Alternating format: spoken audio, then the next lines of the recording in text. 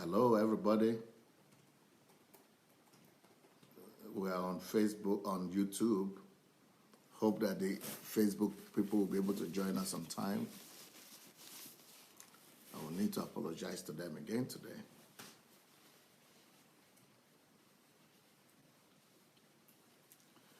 Yeah, who do we have there on YouTube? Okay, Stephen Adebanjo, Mary Odia, Desired Couture. Oh, I know who that is. Adeolaja. Welcome. Vanessa Boateng, Tofi, Beryl, Agoni Paul. Nice to see you all. Nice to see you. Welcome, everyone. Nkechi is here. Okereke. Omonike. Possibility Mindset. Interesting to know who that is. Okay, Stephen Adebanjo is Stephen. You are the first one here again. You are only the first one to show up everywhere. Omonike is here.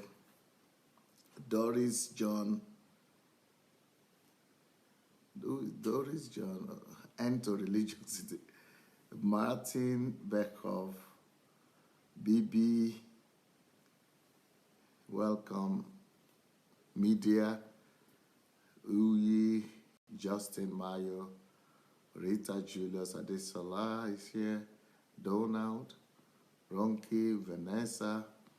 Okay, welcome to the Facebook audience. We are going to say welcome to the Facebook audience as well.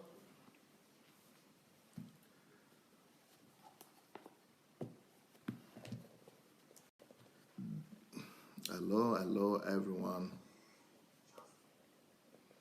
Okay. Queen McDonald's is here. Anastasia.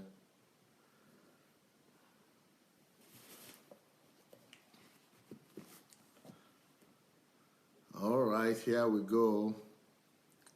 Okay, let me see how to welcome the Facebook audience. I've welcomed some from YouTube, but let me now try and get to welcoming people from Facebook.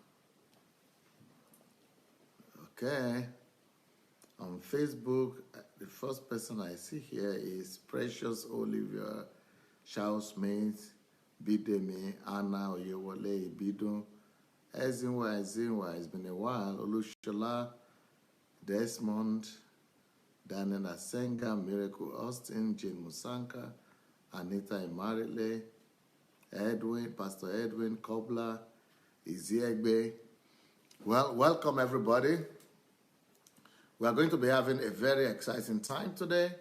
So please go ahead and call on your friends. I'll show you the topic now. The topic of today, does it look different than the way it was looking when they showed me the example? Okay, urgent measures to rescue the African church. That is the name of our series. But the topic is, we must get rid of religiosity without values. We must get rid of religiosity without values. Religiosity without values must be discarded. That's what we are practicing right now in Africa, unfortunately. Religiosity without values. So if we want to build a greater country, if we want to build a great country, if we want to rescue the Church of the Lord Jesus Christ, we need to build a country. We must get rid of religiosity without values. What we are practicing right now is not Christianity, it's actually religion. Christian religion mixed with paganism, and it is just religion without value. Religion without value. I'm going to start by showing some films about what I'm talking about. Let's look at this film, please. And this will help you to have an idea of what we are talking about. This person that is going to be talking to us today is somebody that every Nigerian should know. He is the former governor of the CBN. CBN is like the Central Bank of Nigeria, I think they call it. Central Bank of Nigeria, right? So Central Bank of Nigeria is like the Federal Reserves in America and the central bank in many other countries. So Central Bank of Nigeria president, this was one of the rather very disciplined and very successful, very, man with integrity that was in that CBN. He exposed a lot of guys. He exposed Jonathan. He exposed the 220 billion that was stolen. He exposed a lot of things. But the video that I'm going to show today is concerning him exposing the top religious leaders of our country. The top religious leaders of our country. So this guy is going to be talking about a particular person that we all know who actually was involved in corruption act. And that, you hear the whole story, but he said more than that. He said a lot of things about Nigeria that we all need to know about. We all need to hear about what this guy say about Nigeria, the potential of Nigeria, where Nigeria is coming from, and what is disturbing Nigeria from going further, higher, which is graft, mainly graft. The main problem of Nigeria is graft and corruption. And he is saying that one of the vested interests in Nigeria, some of them who are actually responsible for the death of the country are our religious leaders. So we don't have virtues. So we have religiosity. Religion is supposed to be responsible for the virtues of the country, but rather it is the religious leaders that are actually responsible for the vices and for the corruption in the land. So let's see the video. I'm going to speak to you today about overcoming the fear of vested interests. It's a topic that I have come to be engaged in mentally because I have learned in the 4 years or so that I've been in Abuja that if we understand that, we may begin to unlock the key to how to change our world, the world of the country in which we live. And what is this country? It's a country of 167 million people, as you know. Largest population in Africa, second biggest economy on the African continent. In 1960, with a per capita income that was higher than per capita income of South Korea.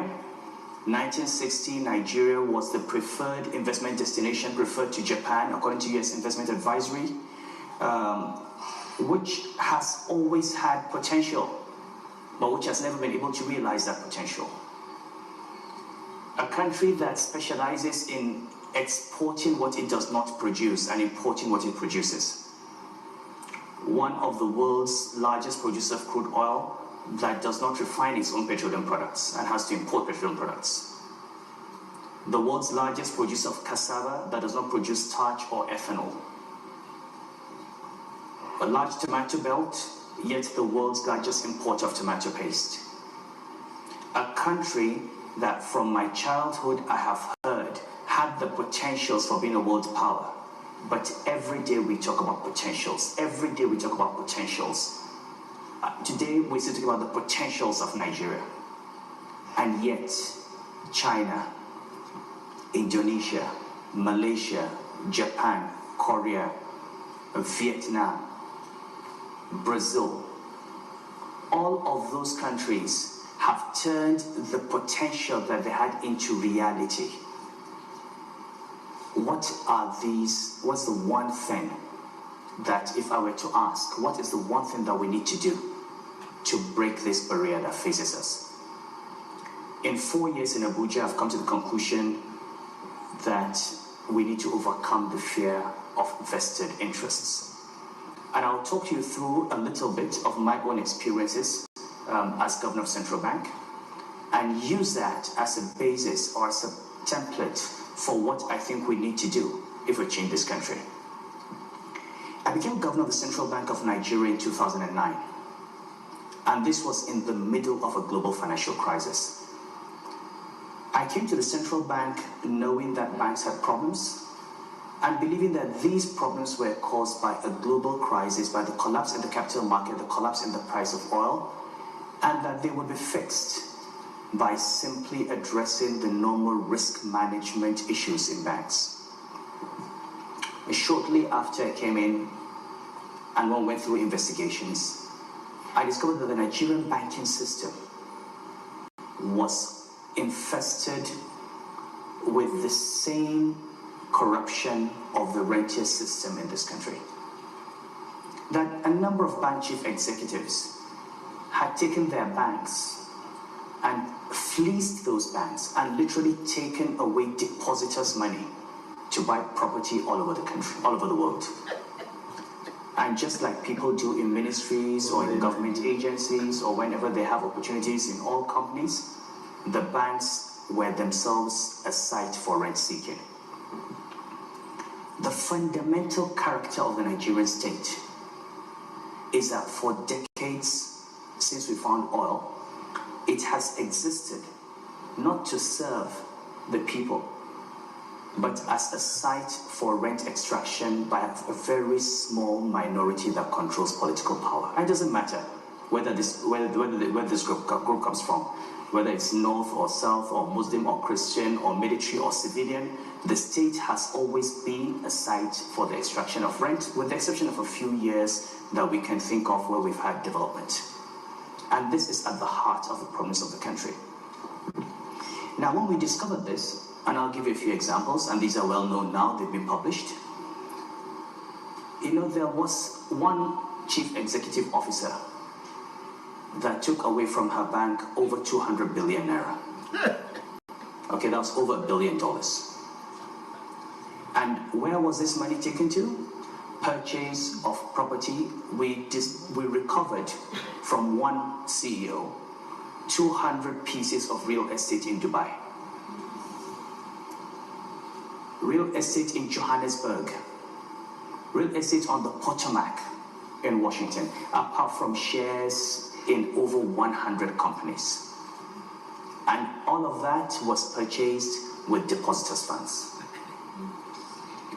We went to the court in UK on the case of another CEO.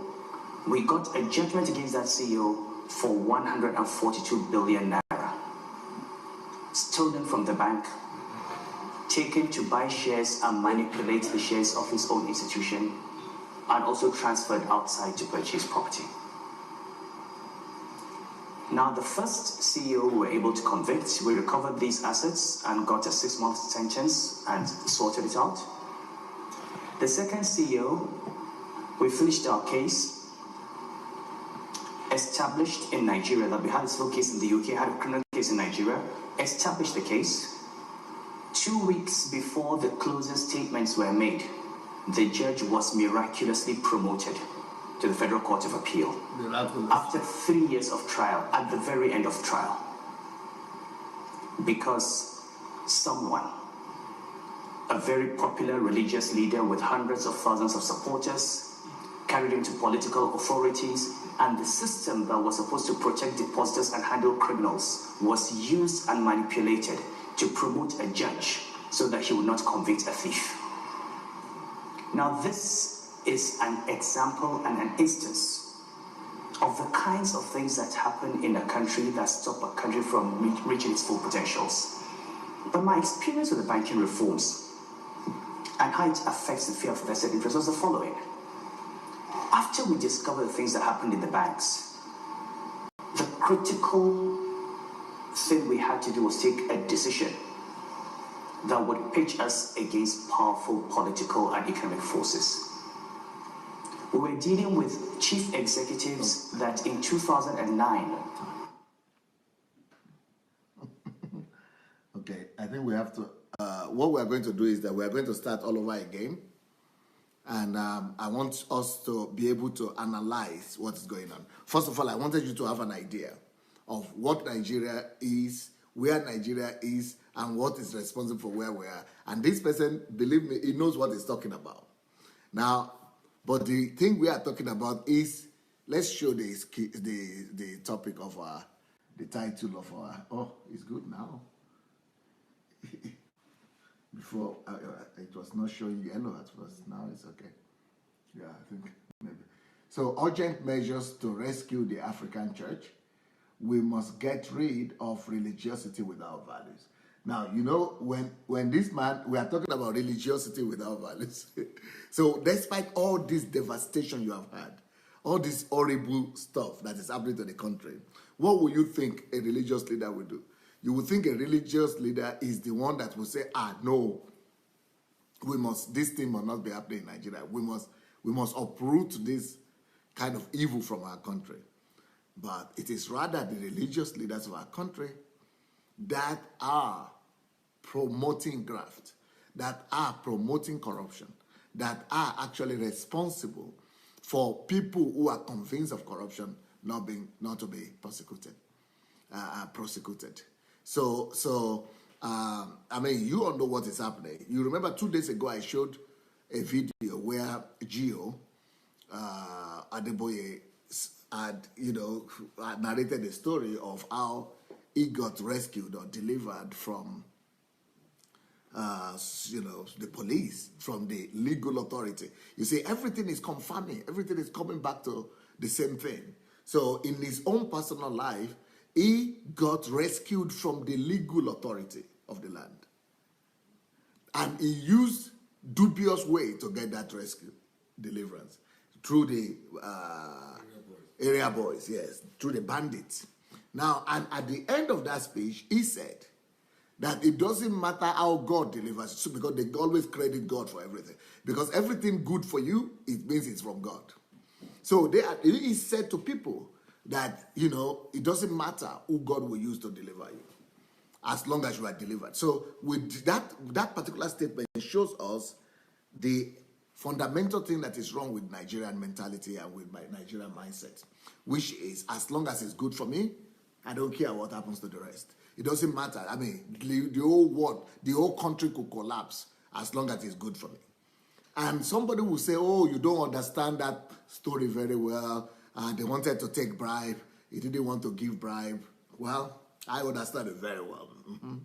I understood it very well. Because that is not the only scenario that I'm using to judge that situation. For example, let's look at Ibadan-Lagos Expressway or Lagos-Ibadan Expressway. It's the same mentality.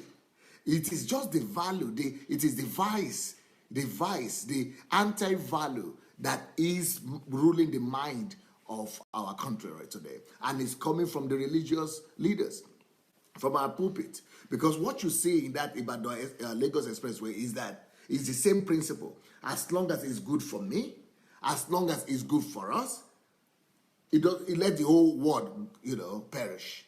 It doesn't matter what is happening to the rest of the world. Let the rest of the world perish. We don't care. Because that is the attitude, But Nigerian people don't want to question anything. We don't want to do critical thinking. I mean, there is just no way you will say that is not the philosophy. They might not be aware of what they are doing because they have not been thinking. They might not know how to define that, what they are doing. They might not have given it that same definition that I'm giving it. But as a thinking person, not just me, not that because I know more than everybody, like people are saying.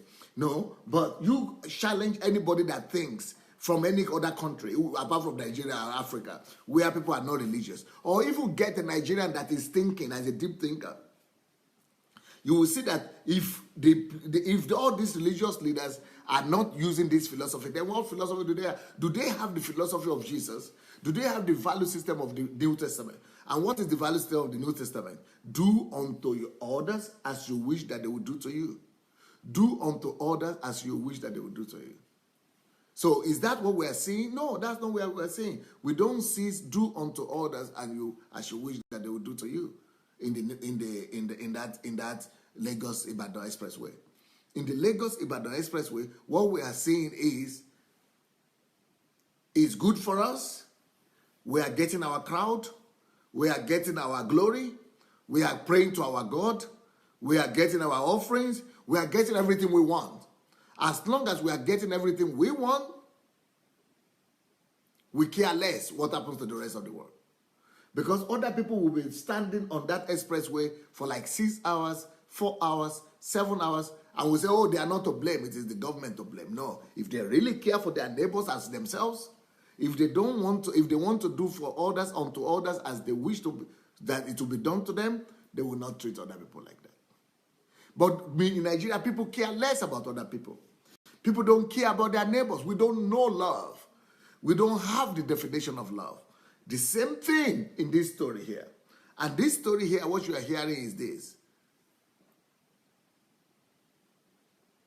this is my member, even though he has done something wrong, even though he has committed a crime, but as long as he's my member, as long as they are my members, I've got to deliver them from prosecution. They must not face the music. They must not face, penalty for what they have done. Why? Just because it's somebody that is close to me, or somebody that is my member, or somebody that brings money here. That's exactly how the whole Nigerian society has become. So politicians also do the same thing, and ordinary people also think like that because that is what they are used to. They are not. We don't live by the values of the Bible that says, don't do unto others as you don't want them to do to you. So this person has stolen the money of the whole country, and yet we are going to say they shouldn't be jailed and they shouldn't be prosecuted. They shouldn't take responsibility for their actions just because they are members. Will Pastor Adeboye or any other person have gone to the president to plead for those people if they had been Muslims? It's just like saying this minor and other people that are now being, there was some money that were found in Lagos, another one was found in Kaduna. Can you imagine now that if those money that are found in Kaduna and the money that was found in Lagos, then the priest or the imam of that man, what was the name of the man the money was found in Kaduna? You don't remember? And the one that was found in Lagos. Can you imagine that the imam will now go to the president so that they will set them free? I mean, Nigerians will tear that imam away. They will tear that imam apart. But the same Nigerians that will tear apart these imams and that will destroy the mosque and everything, they are the Christians. They will not dare, they will fight to defend their GO, even though GO is doing exactly that. So hypocrisy and the only value we have in Nigeria is called egocentrism. Egoism, egocentrism, that's the only value that we have that's working for us in Nigeria. So what I'm saying is we have religion without values.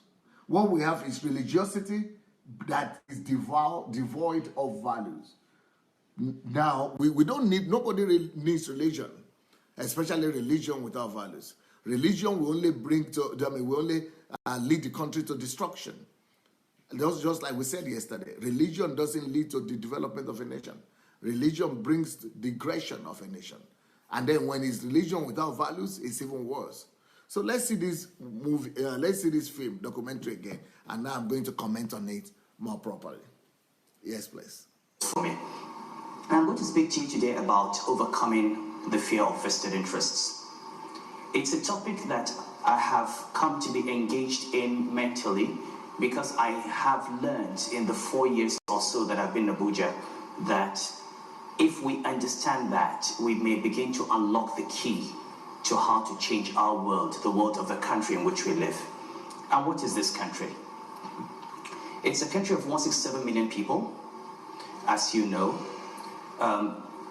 Largest population in Africa, second biggest economy on the African continent. In 1960, with a per capita income that was higher than per capita income of South Korea. 1960, Nigeria. Can you imagine that? Nigeria per capita was higher than that of Korea, South Korea. Now, you cannot even believe it. Right. Now, South Korea economy is one of the top economies of the world. South Africa economy right now is number 8, I think, in the world. Is in the top 10 countries of the world. And it's now like, the economy of Nigeria is like 1 trillion, yeah? I think South Korean economy, GDP is close to 2 trillion or so? I think it's about 2 trillion economy. So 2 trillion or 3 trillion, and our own is just 500 million. So, I mean, they have, our economy, can you believe it, was higher than that of South Korea in the 60s. South Korea. And South Korea has become industrialized country. Most of the electronics that we use is from South Korea. Did he say per capita though? Yeah? If he said per capita, that is even more serious. If it's just GDP, okay, we could say because we are bigger. But if it is not just, if it is per capita that is bigger, that was bigger and higher than that side of South Korea, wow, that is even much more serious. Because in GDP right now, Nigeria is number 26 in the world. But in per capita, we are about 148 countries in the world. One of the least countries in the world per capita. So if it's per capita that we are higher than South Korea, wow. Per capita, I think they should be higher. Our own per capita right now in Nigeria is less than $4,000.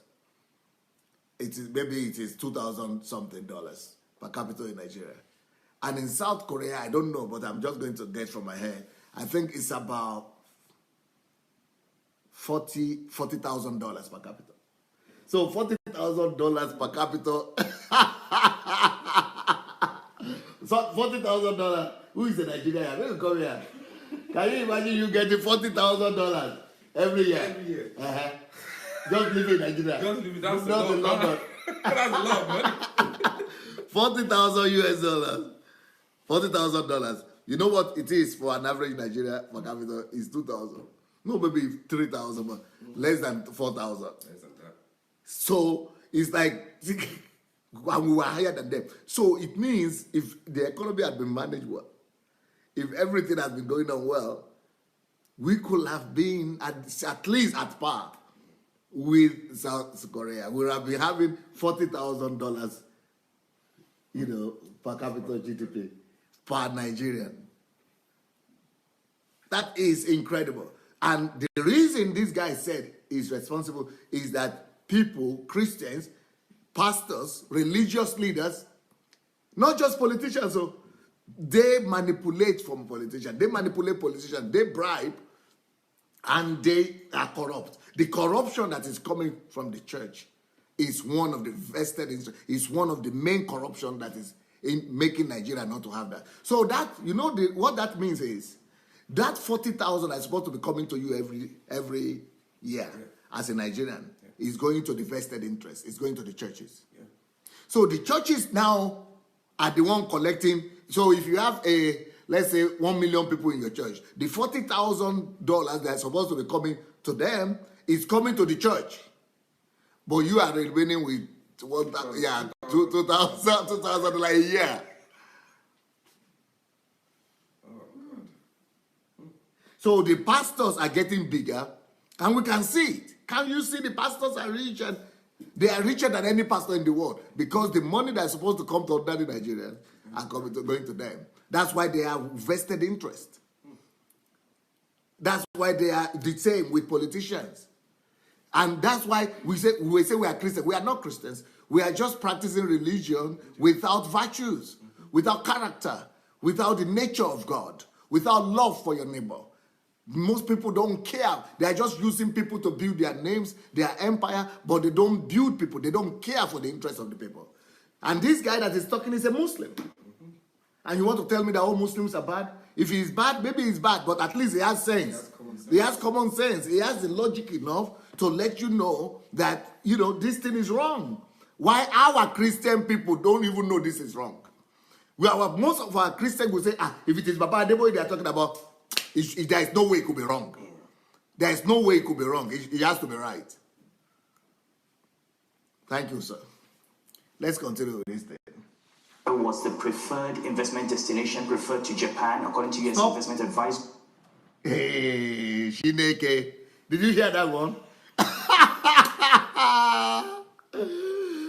Ooh. Nigeria in the 60s used to be a preferred investment destination higher than Japan.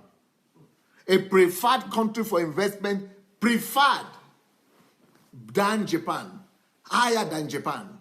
So Nigeria used to be ahead of Japan in anything. If you tell anybody right now that Nigeria used to be ahead of Japan, nobody will believe it. In fact, give me my books about Nigeria. I don't think it will be. It could. I think somebody have to hold it up there so that if I hold it here, it will not show properly, right? Let me say, it will not show. Yeah, it will not show. You have to hold it around that place. Show me that book. And the other one about the America something. All those books on Nigeria. Huh? No, it didn't show. Did it show very well?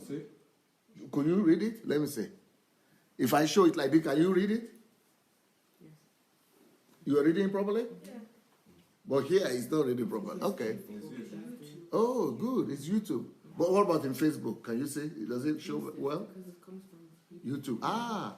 Okay, so this book here is called How to Make Nigeria the Greatest Country in the World. So now when I talk about this book, there are other books also about Nigeria. People think this is fallacy.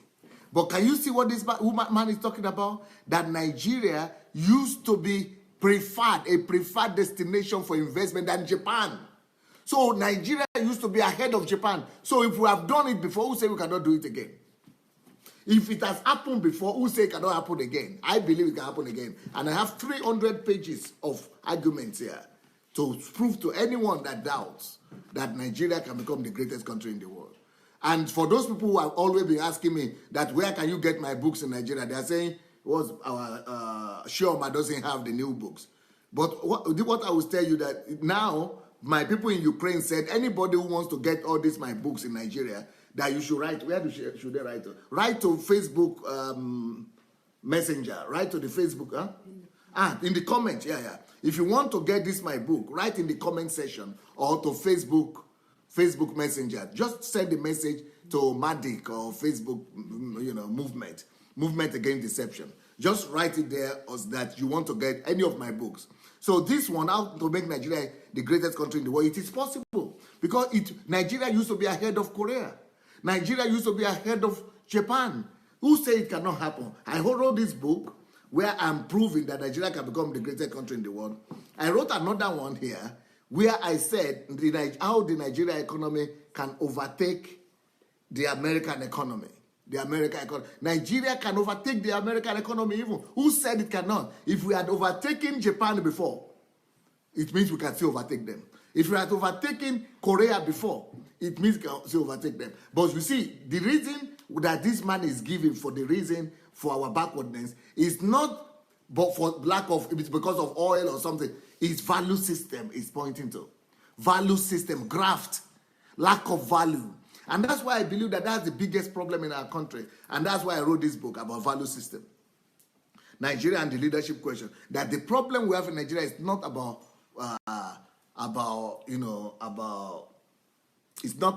problem we have in Nigeria is not about the leadership. It's about value systems. Leadership also, but it's about the values of our leaders and the values of our citizens. So now, I didn't know that we could, because I've always told all the people in Nigeria that you cannot get my books. My books are not in Nigeria. But our team say, no, we're going to be sending them to them. And I think it's true. All these books that are not in Nigeria yet, we are going to be sending to you direct.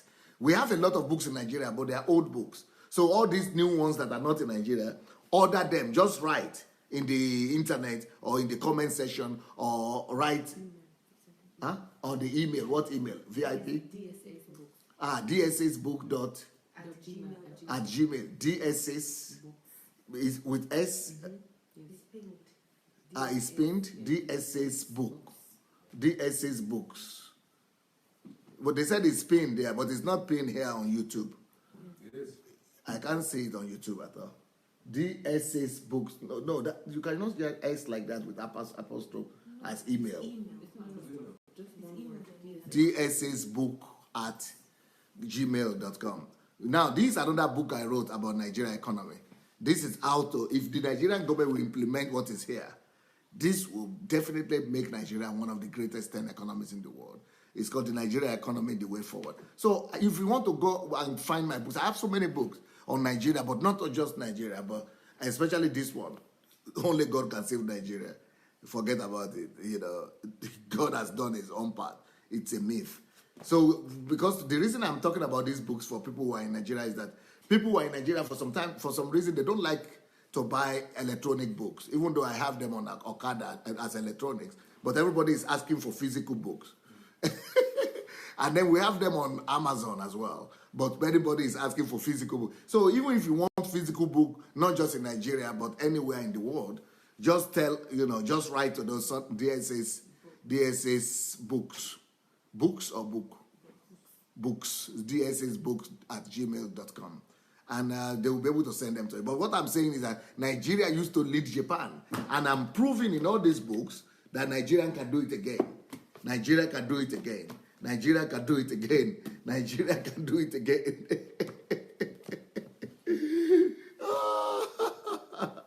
but they are going to be based on principles. So anyway, let's keep on hearing this guy talk. Which has always had potential, but which has never been able to realize that potential.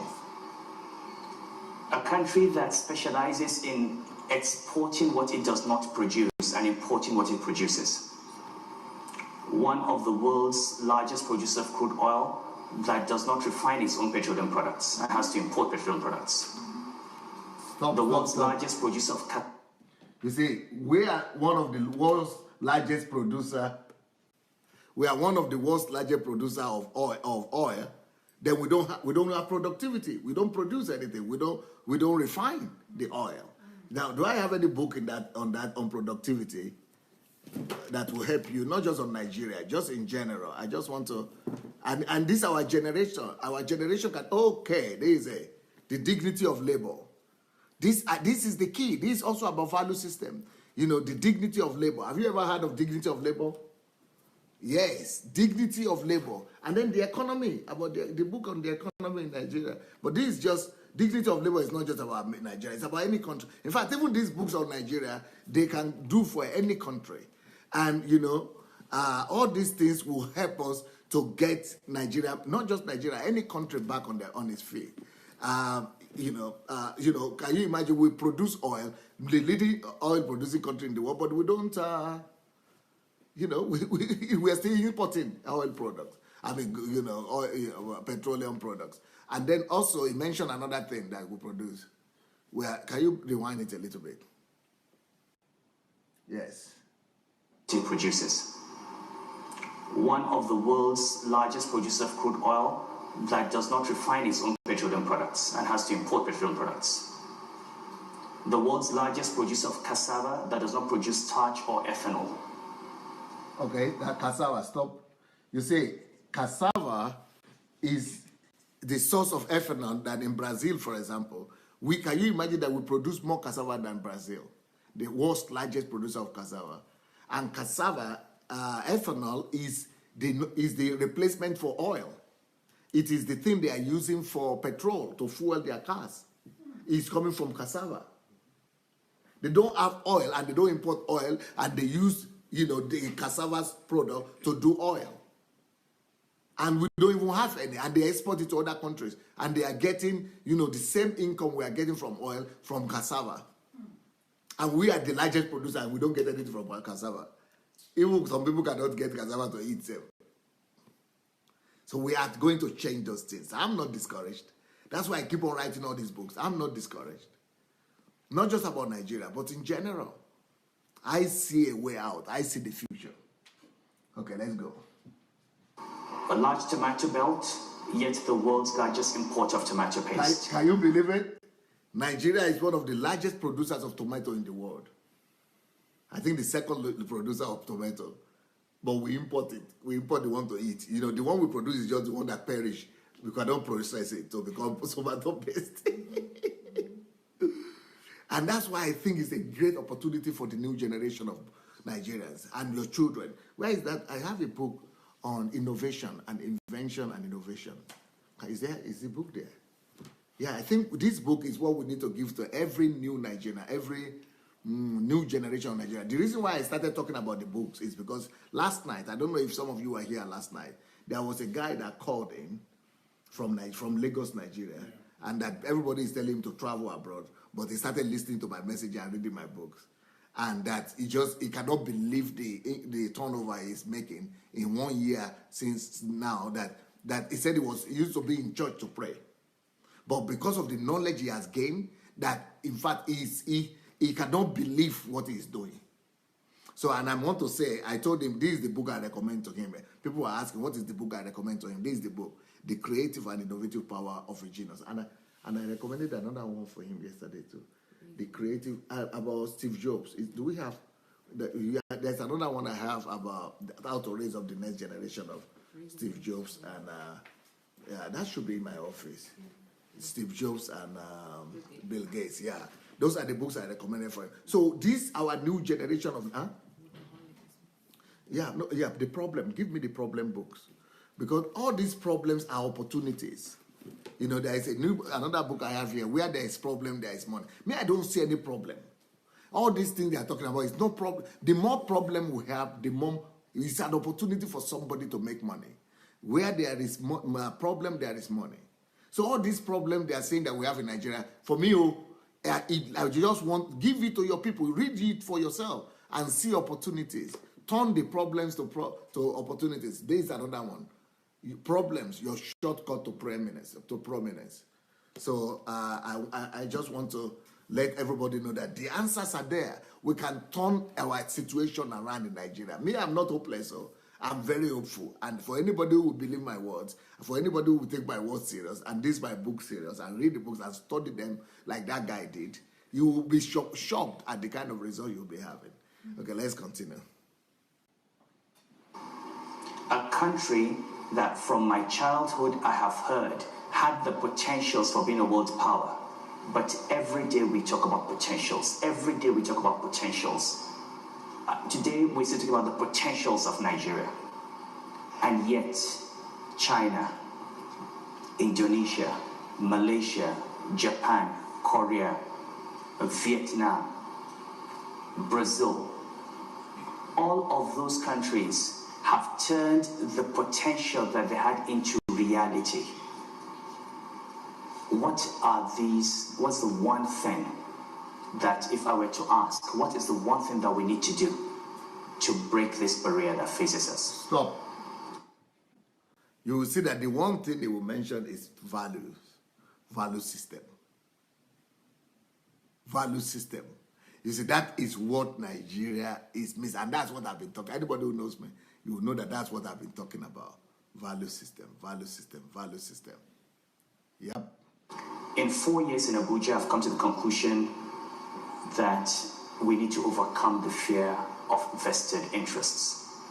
And I'll talk you through a little bit of my own experiences as governor of Central Bank, and use that as a basis or it is overcoming the power of vested interest. What is vested interest? People who are big man, untouchables, and that's why we must all begin to talk.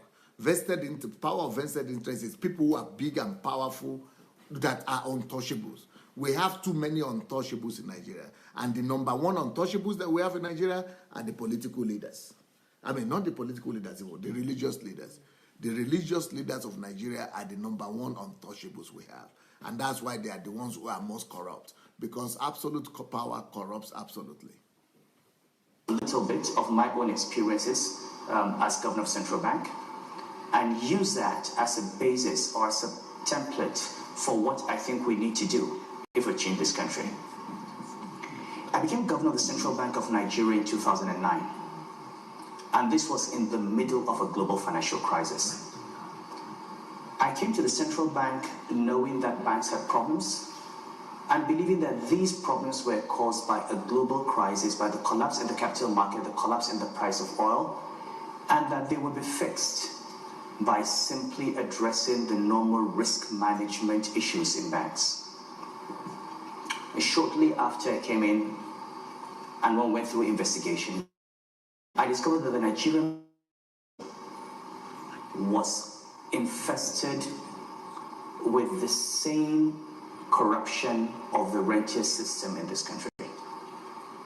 That a number of bank chief executives had taken their banks and those banks and literally taken away depositors' money to buy property all over the country, all over the world.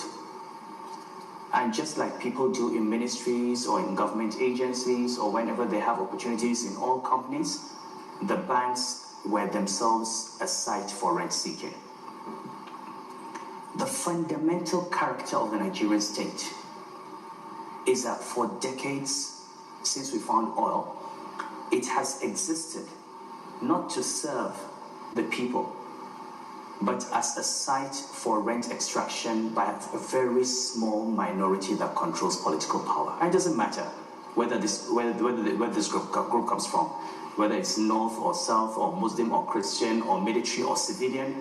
The state has always been a site for the extraction of rent, with the exception of a few years that we can think of where we've had development. And this is at the heart of the problems of the country. Now, when we discovered this, and I'll give you a few examples, and these are well known now, they've been published. You know, there was one chief executive officer that took away from her bank over 200 billion naira. No. You see, what he was talking about is that all the powerful people in Nigeria look at the country as somewhere where they come to just get rent. Just like you collect rent from the people, you have a house, you have a real estate. So they are looking at Nigeria as a real estate property. So that you just come to collect your rent. So Mahmoud, they work. So everybody is working. I mean, the money is coming. You are just coming. You know the way landlord behave. They just come in to collect rent every month. Rent every month. And the powerful people, that's exactly what they are doing for church also. Almost all churches in Nigeria, that is the mentality they have, the rent mentality. And that's the same thing they said they have about the banks.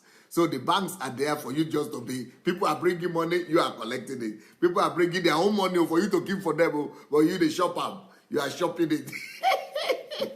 People are collecting money, people are bringing money for you to invest. They are doing their business. You are waiting for them to bring it and you are shopping it. The same thing is happening in pastors, in ministries. People are going to work from Monday to Friday, every month, every 8 hours a day. They are coming and they are bringing you tithe and offering. And you are just collecting rent. And that is what pastors are doing. And for pastors, it's even worse. Because you are not collecting rent from 2 or 3 people. You are collecting rent every month. Not even every month. For pastors, it's not every month you collect. You collect on Sunday. You collect on Thursday or Wednesday. You collect in the night vigil. You collect at least 4 times offering. Every pastor's collect. So you are collecting every week rent. That's what is not enough. In some churches now, they are doing offering services every day. So that they will collect rent every day from you. I mean, wickedness. That is the mentality of the Nigeria. It's value system issue. You know, it's looking at the wall that somebody else is working and you are just to be collecting and be shopping. I mean, what they say, monkey they work, baboon they shop or whatever. So the same thing with Nigerians. Even you people, Nigerians, many Nigerians who are in Nigeria, you Nigerians who are in diaspora, you can attest to this. Many of your relatives, they are treating you as if you are their rent payer. You are their tenant. They are treating you as if you are the tenant. Many Nigerians who are in Nigeria, they look at their relatives abroad to collect rent also. They are calling you and writing you for rent, making the parent. So that's what the guy is talking about. That they look at Nigeria as a rent somewhere that they collect. So the money, the oil money is rent for them. It's just to share. And that's what the governors are doing. Because the governors are not generating income from their place. And the government itself is not generating. They are just selling oil and collecting rent. They are just sharing it. Everybody is just sharing among themselves.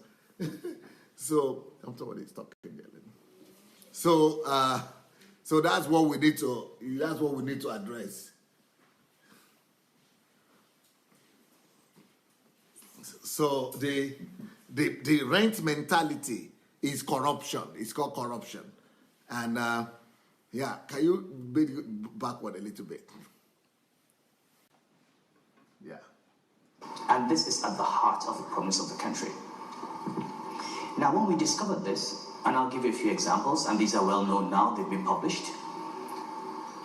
You know, there was one chief executive officer that took away from her bank over 200 billion naira. Okay, that's over $1 billion. Stop. Now, can you imagine? That chief executive officer is getting a salary. She has her own businesses, so she's getting money from the business, from the bank. She's having percentages even from the bank. But that all is not enough. Salary is not enough. The shares that she has in the bank itself is not enough. The amount that she has from the bank is not enough.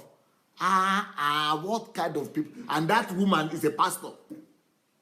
Is a pastor in one of these our churches. And they are saying she's a child of God. This child of God and pastor, Cecilia Hebrew, they call her. This Cecilia Hebrew, and the other one is a Yoruba guy. He has an Adelaja, what his name is. Cecilia Hebrew is the woman. Then the other one. So anyways, this Cecilia Hebrew, Cecilia they call her. So this woman, she has, and if you are a CEO of a bank, you are comfortable. You are comfortable. But to come and take the money of the investors, of people who keep their money in the bank, $1 billion. But because she's a pastor, Akingbola is the other one. The other one is called something Akingbola, Eranos or something. He has a funny name like Eranos Akingbola. Yeah. So this guy here, this woman, $1 billion of your own money. So they said that's what Nigeria banks have been practicing ever since. Then they will just go to the federal government and say the bank is bad. The bank has collapsed. So the government has to now try to return the money, or they don't return the money. So $1 billion, people trust you with their money.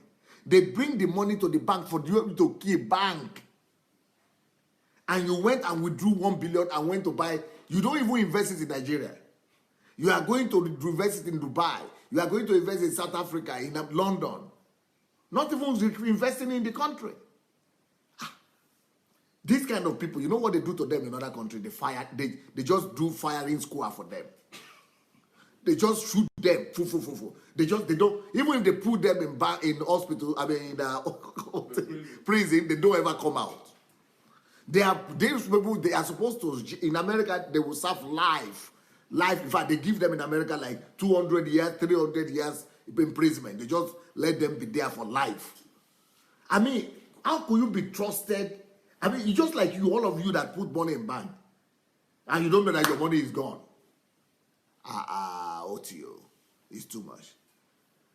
Somebody said she was put in prison, but she was put in prison for 1 year or 2 years. That one prison, and the kind of prison that she was put in, I know the price of I know what was happening there. It's better than your own living in freedom, okay? But that's what we are talking about. That it is the pastors that went to solicit for her and set her free. Pastors are the ones who say, make you let's agree. And the president we had that time is Jonathan. That will be Dobale before all the GOs. Jonathan will be kneeling down before the GOs. So if you are kneeling down before GO, and that same GO comes to you and say, it's house arrest. Okay, they said the person was in house arrest. And if the GO you are leaning down before now comes and say, and you are calling that GO daddy, sir. And that daddy come and say, this is my question, resolve it for me. Of course you will resolve it. So even though schools are not being built, hospitals are not being built, Nigerians are dying, children are dying, old people are dying, there are no roads, there is no economy, nothing is working.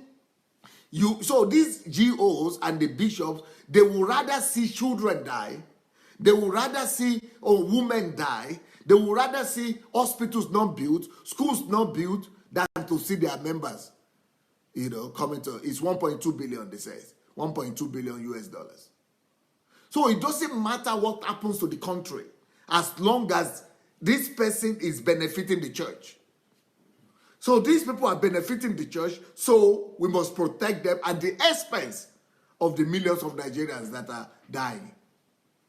They said she even went to do special Thanksgiving service after that in the church. So she kept the money, she got billions, and now she's not in prison. And why wouldn't she do Thanksgiving? Even me, I would do Thanksgiving. We'll go and dance around in the church and spray money too.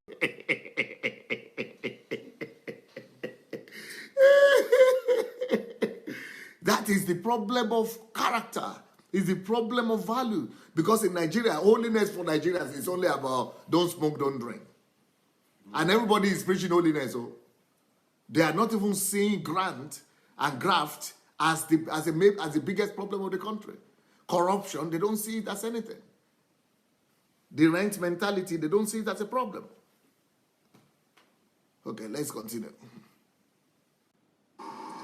And where was this money taken to? Purchase of property. We recovered from one CEO 200 pieces of real estate in Dubai. Oh no! Stop.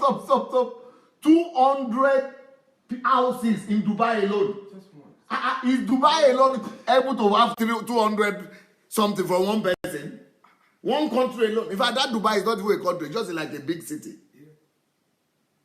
200. Hey, whoa. 200. By one person, though. 200 houses.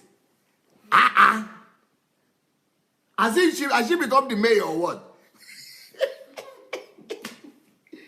Or she has become the king of Dubai. One person. One Nigerian. OTO. And then they release her. She's enjoying her life, her billions in Lagos, Nigeria. The same thing with that Ibori. Alamesek or whatever they call it. Yes, all the Alamesek, or Ibori, all of, and everybody just happy. And the pastors are the ones soliciting for them. Because the pastors themselves are used to graft money. The pastors themselves are used to rent money. So let everybody be taking rent money too. Yes. Real estate in Johannesburg. Real estate on the Potomac in Washington. Apart from shares in over 100 companies. And all of that was purchased with depositors' funds. Even Donald Trump doesn't have 200 houses in Dubai. Or even in New York, I don't think she has 200 houses. He has 200 houses. Donald Trump, America's president. This one, a thief, they have that one in Nigeria. Thieves. And they are the ones the churches are worshiping. As long as it's benefiting our people, they don't care who is losing. That is the mentality. Religion without values. And when I'm talking about it now, everybody is hating me. Today, I got a letter from a close friend of mine. Angry. Everybody is mad. Why should you be talking about this man of God? They don't care who is suffering out of their activities. They only want to protect them. This is the same graft we are talking about. Corruption. Religion without values. Okay. In UK, on the case of another CEO, we got a judgment against that CEO for... So this other CEO is that Akingbola or whatever they call him, right? Or Akin something. I saw the name just now. Eranos Akin. What was the name of that guy again? Akin what? Eranos. Akingbola. Akingbola. Akingbola. Oh, Intercontinental Bank. Yes. Is it Akingbola? Yeah, Akingbola. You say. Akingbola. Akingbola. That was, I think it's Akingbola. There's a G. Okay. Put it on. 142 billion naira. That is the Akingbola one. That is 1 billion. Stop. The other one was $1.2 billion. His own, the Akingbola one is $1 billion. Okay? Erastus is his name. Erastus Akingbola. And they are the pastors, the pastors and the deacons of the churches. And they are the closest pastors, they are the closest members of pastors' committee. They are the ones, ordinary pastor, ordinary citizen in Nigeria, ordinary member in Nigeria cannot get to pastor. So these ones are the ones who are getting to pastor every day. They are the right hand of our GOs. These guys are the right hand people of our GOs. Why ordinary people who are praying, who are evangelizing cannot get to the GO? And these are the real born again people. Because it's religion without virtues. As long as you are going to church, you are praying, you are doing some religious things, we think we are Christians. But it is not religious activities that make somebody a Christian. It is your character, it is your virtues that determine if you are a Christian or not. And he is a Muslim now exposing them. We got a judgment against that CEO for 142 billion naira. Stolen from the bank, taken to buy shares and manipulate the shares of his own institution. So, this guy also is a senior pastor in RCCG. And everybody will be silent. And you think he's the only one like that? Almost the whole country is like that. And also transferred outside to purchase property. Now, the first CEO we were able to convict, we recovered these assets and got a 6-month sentence and sorted it out. The second CEO, we finished our case, established in Nigeria, that we had a civil case in the UK, had a criminal case in Nigeria, established the case. 2 weeks before the closing statements were made, the judge was miraculously promoted to the Federal Court of Appeal after 3 years of trial, at the very end of trial. That is the Arimus, or what's his name? Erastus. That's the Erastus Akingola. Because how can you jail our pastor? They said miraculously promoted because the GO, that's what it now said, GO of Redeem went and took the judge by the hand so that they would kill it. So these are people who are responsible for the death of all the children in Nigeria that cannot get medical care, cannot go to school, and a GO of a leading church is covering for these people, for their person to be punished. And then promoting the judge for evil, for covering up evidences, and for unduly, releasing somebody from justice. I mean, religious people shouldn't be doing this. Religious leaders shouldn't be doing this at all. At the very end of trial. Because someone... Backward a little bit. Yes. Established in Nigeria, that we had a civil case in the UK, had a criminal case in Nigeria, established the case. 2 weeks before the closing statements were made, the judge was miraculously promoted to the Federal Court of Appeal after 3 years of trial, at the very end of trial. I will stand here. Because someone, a very popular religious leader with hundreds of thousands of supporters, carried him to political authorities, and the system that was supposed to protect depositors and handle criminals was used and manipulated to promote a judge so that he would not convict a thief. Now, this is an example and an instance of the kinds of things that happen in a country that stop a country from reaching its full potentials. But my experience with the banking reforms and how it affects the fear of vested interest was the following. After we discovered the things that happened in the banks, the critical thing we had to do was take a decision that would pitch us against powerful political and economic forces. We were dealing with chief executives that in 2009 had become invincible. They were in the seat of power. They had economic power, and they had bought political protection. They were into political parties. They had financed the elections of officers, and they believed that nobody could touch them.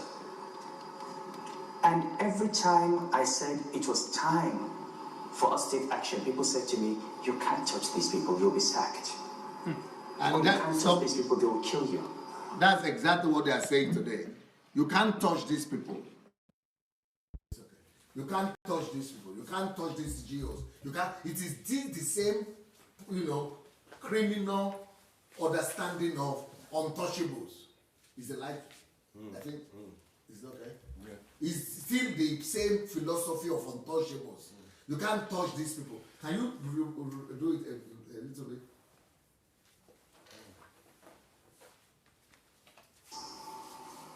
We were dealing with chief executives that in 2009 had become invincible. Stop. The same with the pastors. Just the same way they are saying the chief executives have become invincible, the politicians have become invincible. That's exactly the same way they are saying the pastors have become invincible. Stop, keep on playing. They were in the seat of power. They had economic power, and they had bought political protection. So that's exactly what they're telling me today. That these GOs don't touch them, don't touch them. They have too powerful. They have political power. They have economic power. They have influence. They will kill you. They will do this. They will do that. I think we need more of life. No, are you okay? Are you sure? Okay. Yeah. So, yeah, go ahead. They were into political parties. They had financed the elections of officers, and they believed. And all these members, all these church members, all these politicians are their church members. That they are church members, and because they are church members, that's why all the corruption is getting even bigger. Yeah, go ahead. They could touch them. And every time I said it was time for us to take action, people said to me, "You can't touch these people, you'll be sacked." You can't touch them. Untouchables. That's what is killing Nigeria. Thinking that people are untouchable. Oh, you can't touch these people, they will kill you. Oh, you can't touch these people, you can't do that. And I said, you know what? We are going to take them on. Stop. And that's what I'm saying today. We are going to take them on. We are going to take them on. And I'm taking them on. And I think that the more people in Nigeria begin to take on this political, bring my notes, the more people begin to take the political cabals, the more we begin to take them on, the more we are going to set our country free. Even if it's not going to happen in our lifetime, let it happen in the lifetime for our children. But me, I'm not bargaining for the lifetime of my children. Me, this thing will happen in my own lifetime. We are going to bring about change in one lifetime. In our own lifetime, it will happen. We are going to change Nigeria. And for that to happen, all of us must begin to talk. We all must begin to speak out against all the corruption, against all the, the graft, against all the untouchable, invisibility, all this evil thing that is going on in Nigeria. The same with the politicians and these powerful men of God, they are just the same. Corruption is, is invented everywhere, it's invaded everywhere.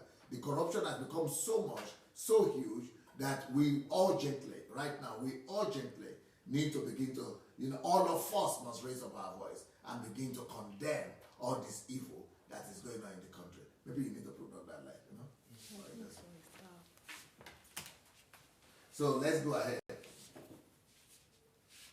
Our pulpit must stop talking about miracles and breakthroughs, because the message our youth are hearing is that through miracles and breakthroughs, you can get something get something for nothing. You see, that is exactly what is happening right now. And that is why, you can get people's money. What, rent mentality is getting something for nothing. Is, you just come and collect. You don't need to work for it. You don't need to suffer for it. You don't need to pay the price for it. You just come and collect. That is the, the national cake mentality that is in Nigeria. It is the graft rent mentality. So, but it is all starting from our pulpit ministry, our pulpit preaching. And the pulpit ministry is that, the emphasis on miracles is that you can need to meet with the GO. Just need to meet with the senior pastor. Once you get the GO, once the GO prays for you. Once you come to church, don't miss church, don't miss that service. There is a special breakthrough service for this.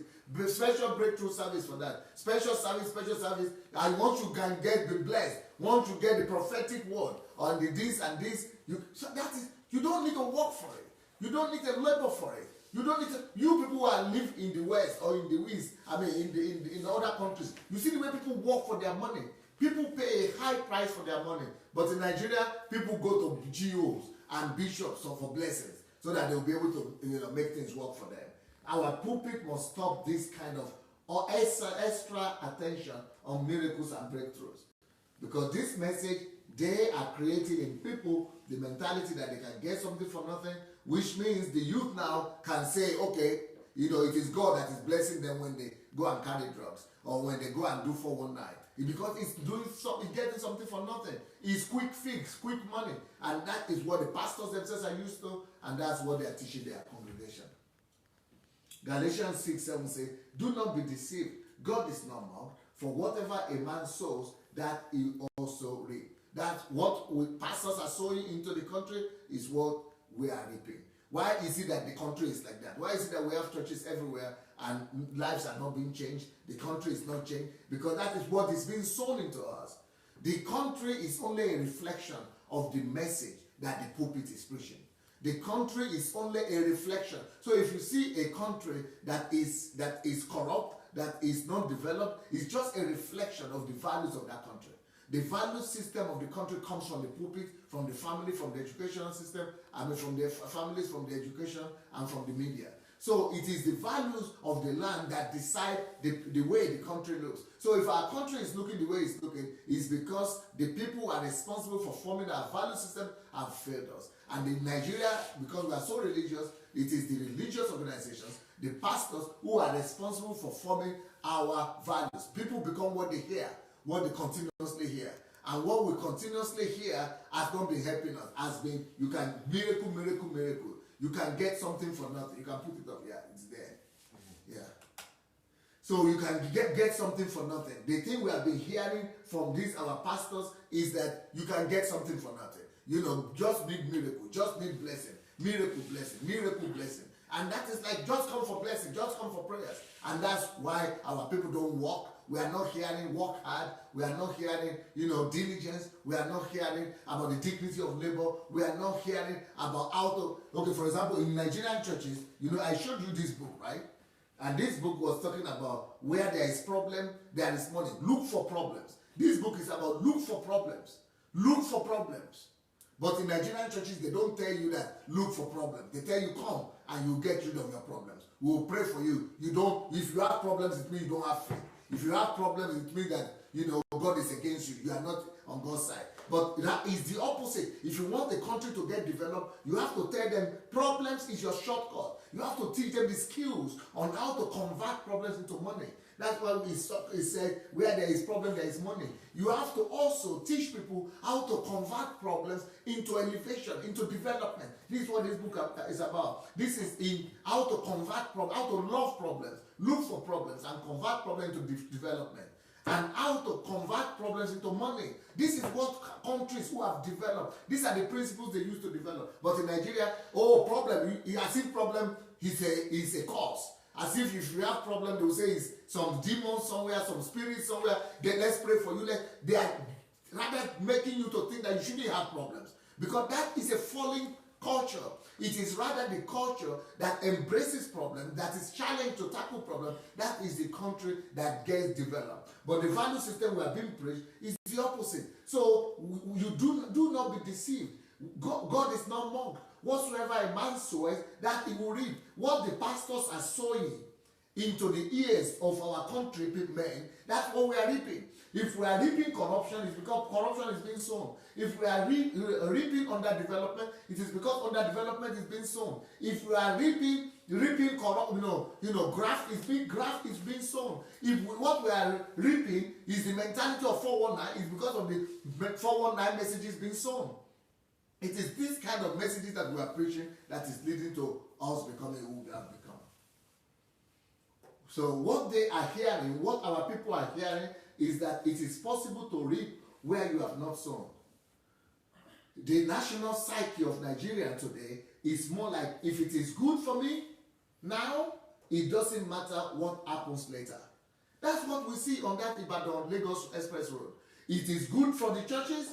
It doesn't matter what happens to all other people. Let them go to, I'm sorry, people would rather say let them go to hell. That's what the pastors are telling us. All those churches on the Lagos Ibadan Road that are causing this hold up, can you imagine the consequences to the economy? You want to go and sign contracts, you cannot. You want to go and deliver, you cannot. You want to go and travel, you cannot. You want to do just because somebody wants to pray. Why should me and my desire to pray hinder your own progress in life? Why should my own desire to go and get miracle hinder your own success, hinder your own travel, hinder your own business, hinder your own health? And do you imagine how many people have had accident on that Ibadan-Lagos road? Can you imagine how many people have been having accidents, have been dying, just because these pastors have just crowded that road out of order? I remember before those churches began to do that, when I was in the country, that road was the freest.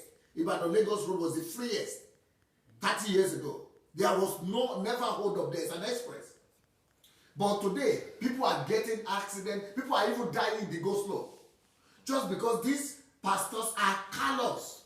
And these churches are callous. They don't even care. They don't even think about what is happening to the people. They will now tell you, our federal government doesn't allow us. No, not lie.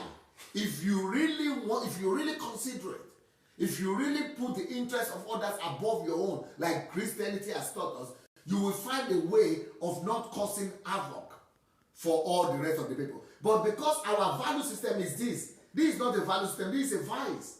The mentality we have is, if it is good for me, as long as this situation is good for the churches, all these churches that are causing go slow there, because it is good for them, it doesn't matter what happens to others.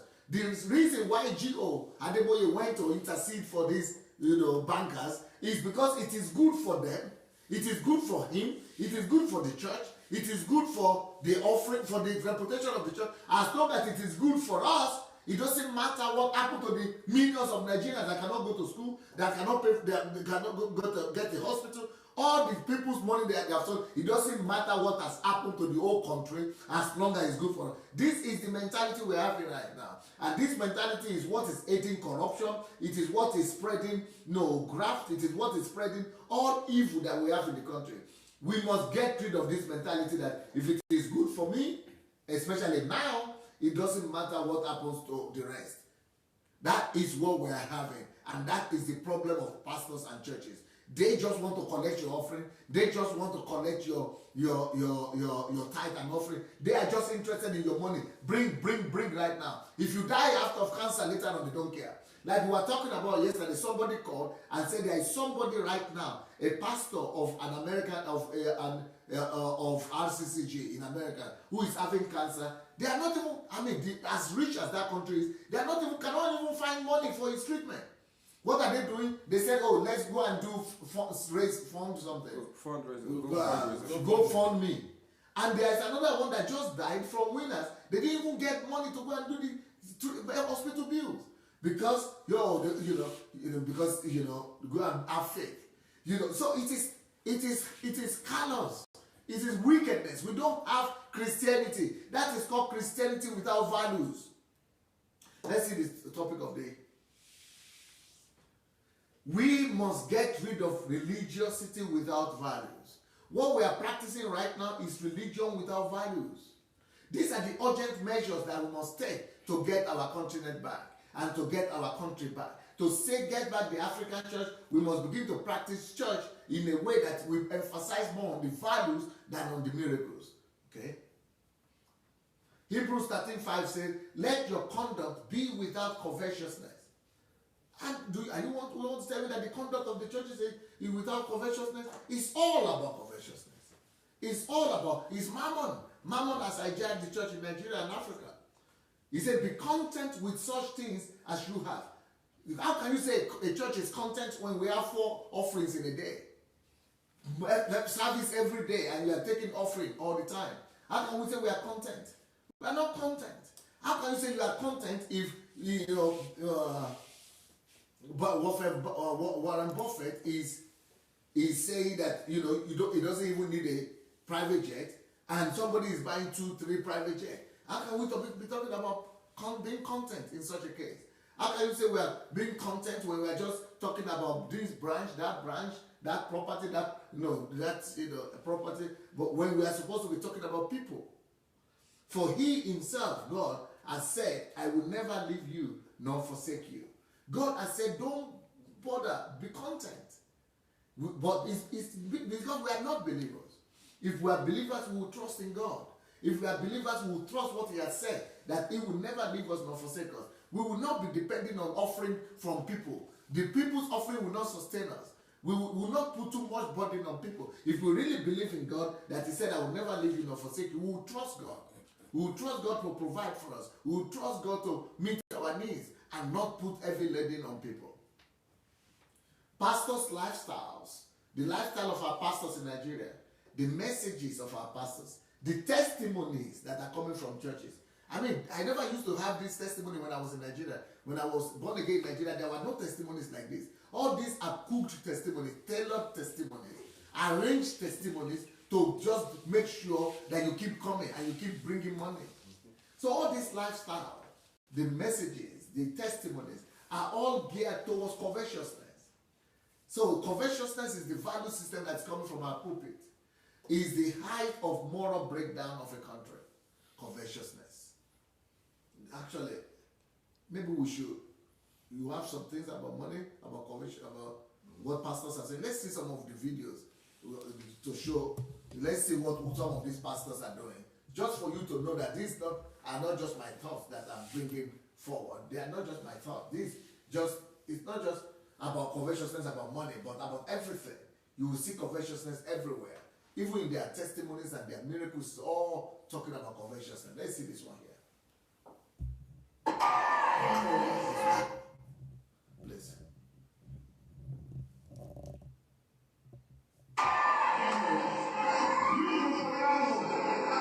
Is it me?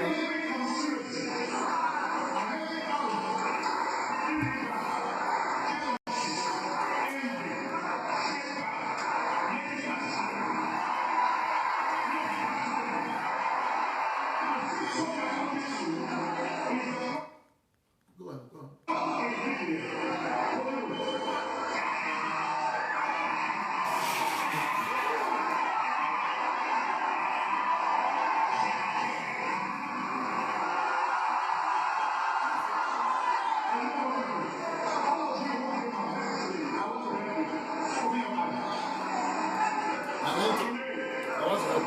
I want to help you by taking your money and then pouring water on you. What is all this madness is just because of money.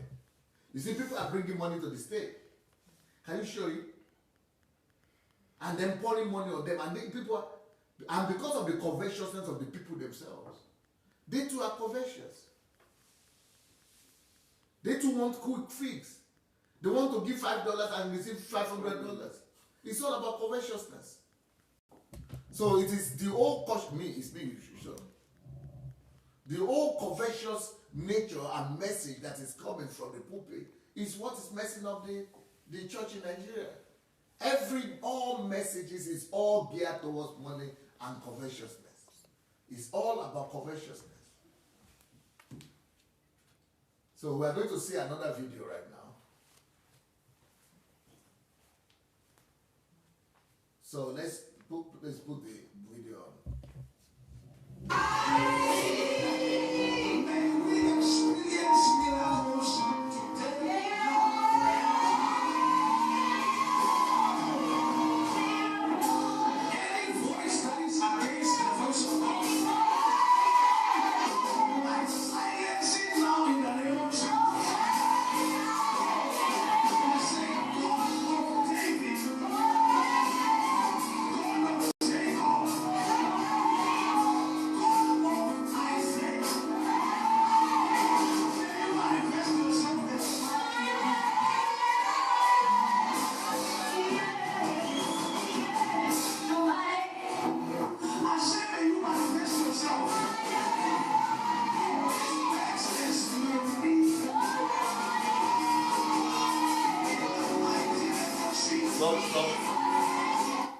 You see the people carrying bags?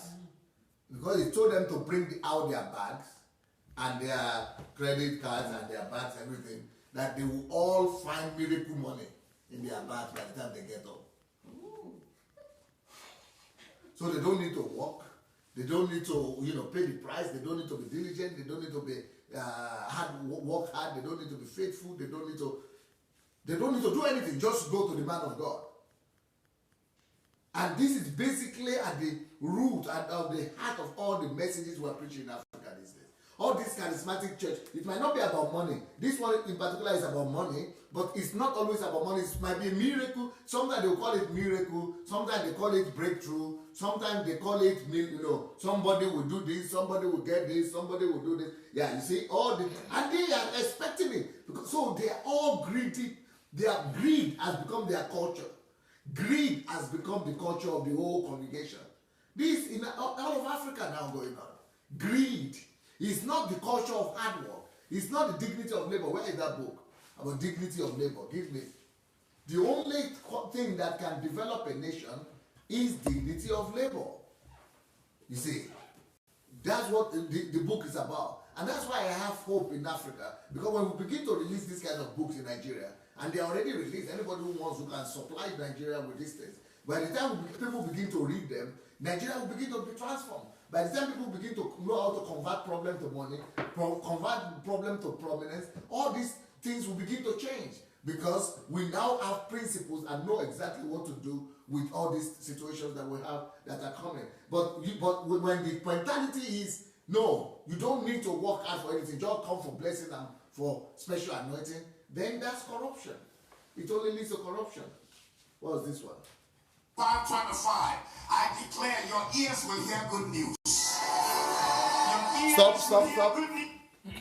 Okay, your ears will hear good news. On what basis? You see, it's corruption. You don't need to work. You don't need to be qualified. You don't need to sign contract. You don't need to produce goods. You don't need to do quality. You don't need to be the best in the world. You don't need to invent anything. You don't need to go to the library. You don't need to go to the laboratory. Somebody will say, "No, but he didn't say that." Yes, he didn't say it, but we are human. This is on the subconscious level. If you could just come to church and somebody will say you will get it without doing those things, of course, human nature wants to get something for nothing. Even though he didn't say directly that, you don't need to go to the library, but that's what it implies. Because you didn't do anything, you just come and show up and you say you will get all these things. That is graft. That is corruption. And that is why the mindset of the people is that they don't need to work hard. The mindset of the people now is saying, it is only fools that will be working hard. Why should I work hard when God can just bless me? Which is against the nature of God. Even God is working hard. Jesus is working hard. And what are you as preachers preaching? Is religion without virtues. Religion without value system. Go and live in London and be saying you just be praying and not go to work. You will die of hunger. Play. Proverbs 25:25, your ears will hear good news. I said your ears will hear good news. As water is to a thirsty man, so is good news from far country. Somebody here, the news you've been waiting for. Malida Nicodemosi, Lishtayarabosa. God will make it better. God will make it better. God will do it better. God will give you better. Somebody shout good news. Victory sanctuary. Victory sanctuary. So, the way the message is supposed to be is to have taught people, hello, me, hey. You are supposed to be teaching people the principles that will automatically lead you to those results. You don't need to proclaim. You don't need to, who proclaim again all those victories and good news over, Bill Gates or Warren Buffett? Nobody proclaim anything. They just know the principle. God has already put the laws and the principles in place.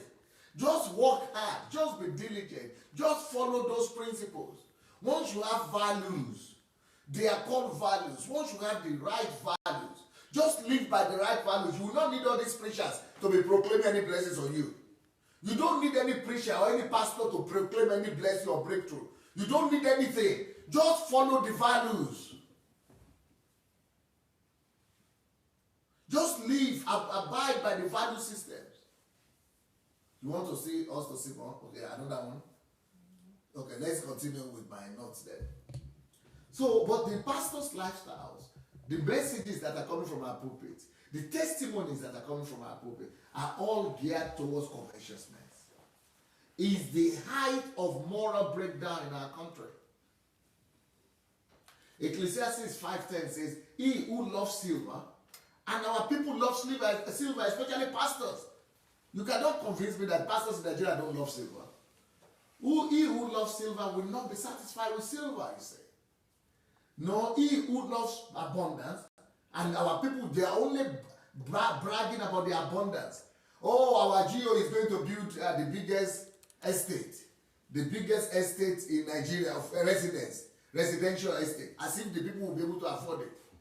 Why are you rejoicing that your GO is going to build, or your bishop is going to build the biggest residential? Are you going to afford it? Are you going to be able to live there? You didn't deceive yourself. You know land yet. Have they not built the biggest university, the best university here? And your children studying there? You know the land? Or is it, is it, what's the language? You know the land? You know the land?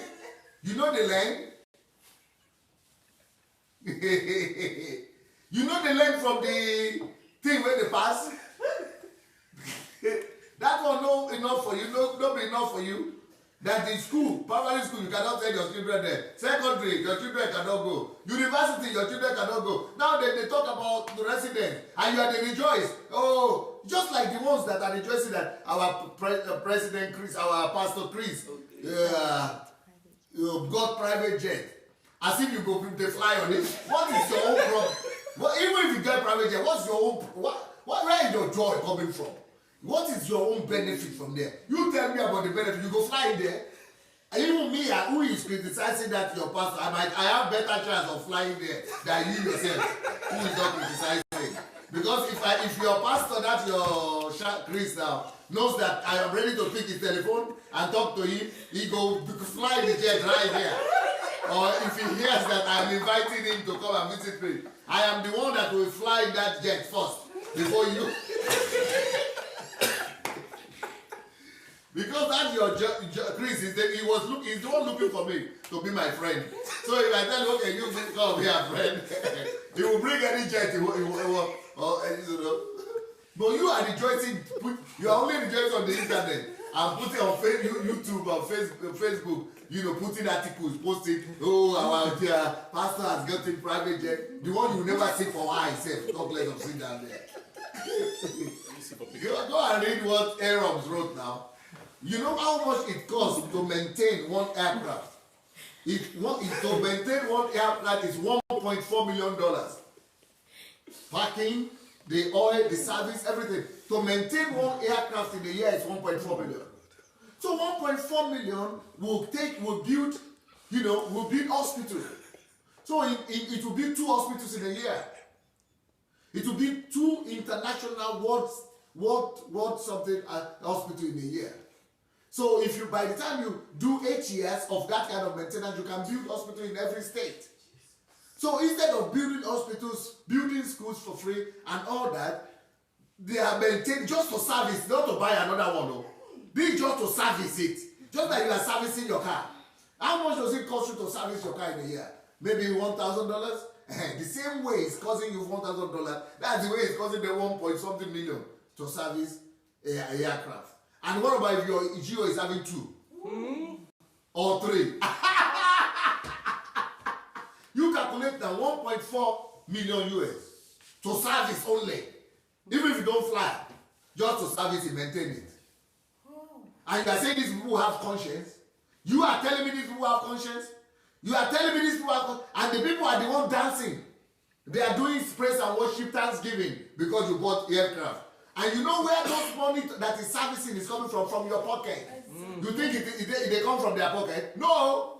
Because that's why they are doing offering every day now. That's why they are doing offering every Sunday, so that you will be servicing their private jet, the one where you no go see. And they are telling you it is God you they give to. And you are thinking it is God you give to. And it is the private jets that are being serviced. So, but he who loves silver, our people love silver too much, will not be satisfied with silver. That's why it's waste of time to be teaching people about breakthrough, money, all those things. To be talking about this big university, new estate, new jet. They are waste of time because you will never be satisfied with silver. And then those who love abundance, and in Nigeria it's only about abundance. The largest, the largest auditorium, the largest this, the biggest church, the biggest crowd, the largest jet, the largest this, abundance. He who loves abundance, it is all about abundance. Our whole boasting is about abundance. I have this, I have this, I have this, I have this. You see, but he who loves abundance will never be satisfied with abundance. He who loves increase will never be satisfied with increase. This also is vanity.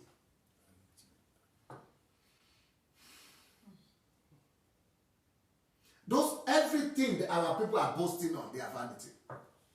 all the things we are supposed to be boasting about is how we take care of vulnerable people. What we are supposed to be loving and be boasting about is how we take care of the homeless, how we take care of the beggars, how we give the mad people out of the street, how we send the fatherless people to school, how we take care of the widows, how we take care of the country. Those are the things we should be loving and be talking about. But that's not what Nigerian preachers talk about. And that's why the country has become like that too. Religion without virtues and values. In the mind of the people, as long as they are not smoking or drinking, even pastors, this is our religiosity. As long as you are not smoking or drinking or having illicit sex, then you are a Christian. Which is rubbish. A lot of unbelievers also don't smoke, don't drink, and they don't have illicit sex, but they are going to hell. The same with a lot of Christians. You see, but that is not Christianity. Christianity is about your virtues, your value systems. Not knowing that being a Christian is much deeper than the surface knowledge of just going to church and not smoking or not drinking. Yeah. Mark 7:20-23. And he said, what comes out of a man defiles a man. For from within, out of the heart of man, proceed evil thoughts, adulteries. You see, it's about values. That's talking about value system.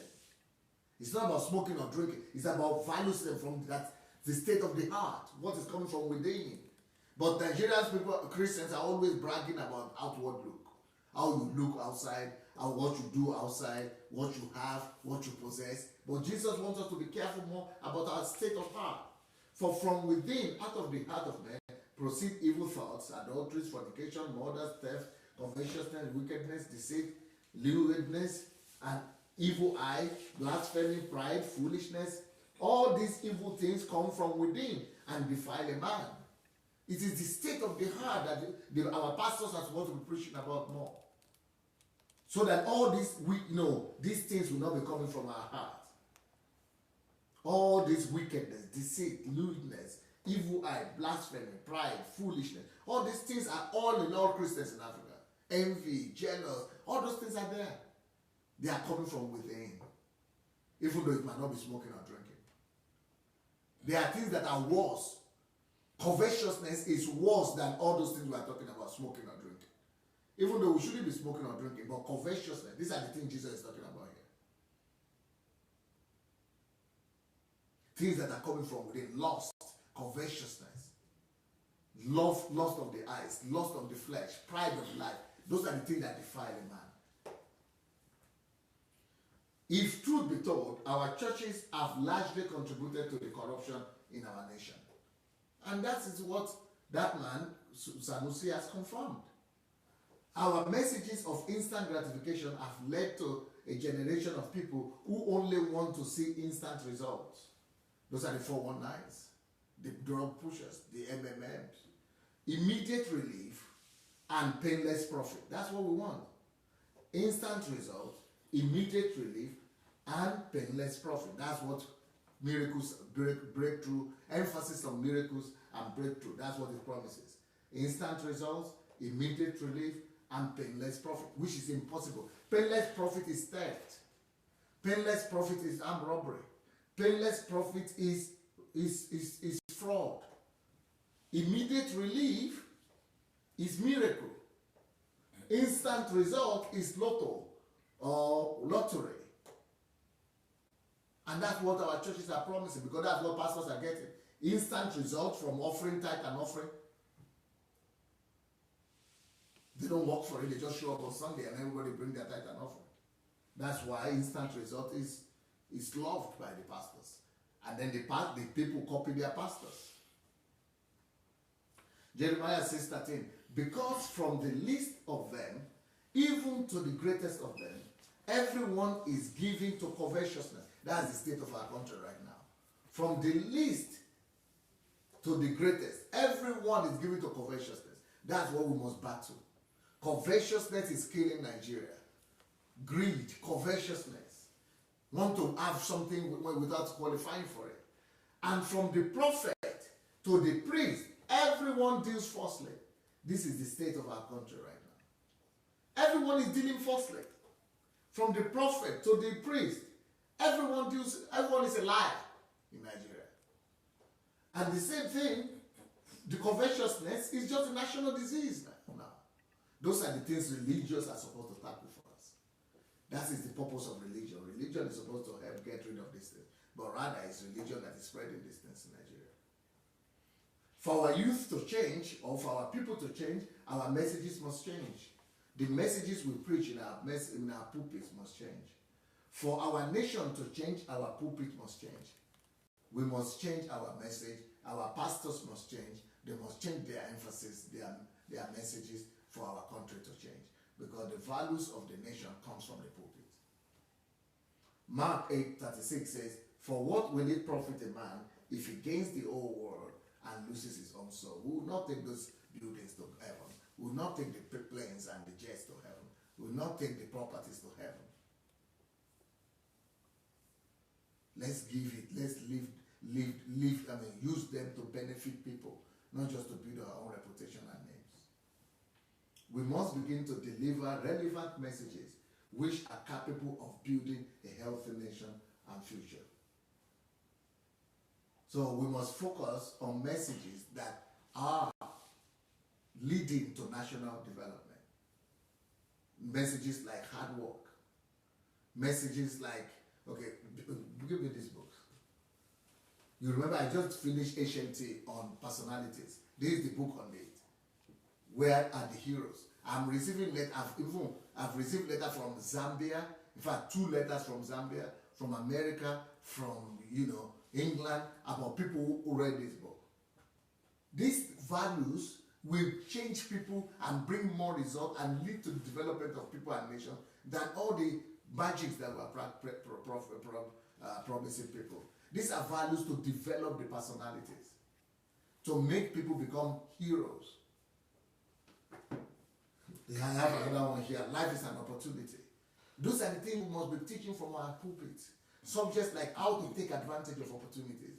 Teach people what is opportunities. How to turn every situation they are into opportunities. Teach them on things like what to do with your time, so that they will not waste their time. How to maximize their time. How to convert time to money. How to convert time to virtues. These are the kind of things you should be teaching to people in church. Things like no one is better than you. These are the kind of values we should be teaching in our churches. But what are we doing? We are just promising miracles for nothing. But we should be teaching them values. We must begin to deliver relevant messages which are capable of building healthy nations. Somebody has said, what are the messages? Get the books. It's not just because they are my books, but just for you to know at least what to talk about. Because a lot of my pastor friends, I say, Pastor, we don't know what to teach about again.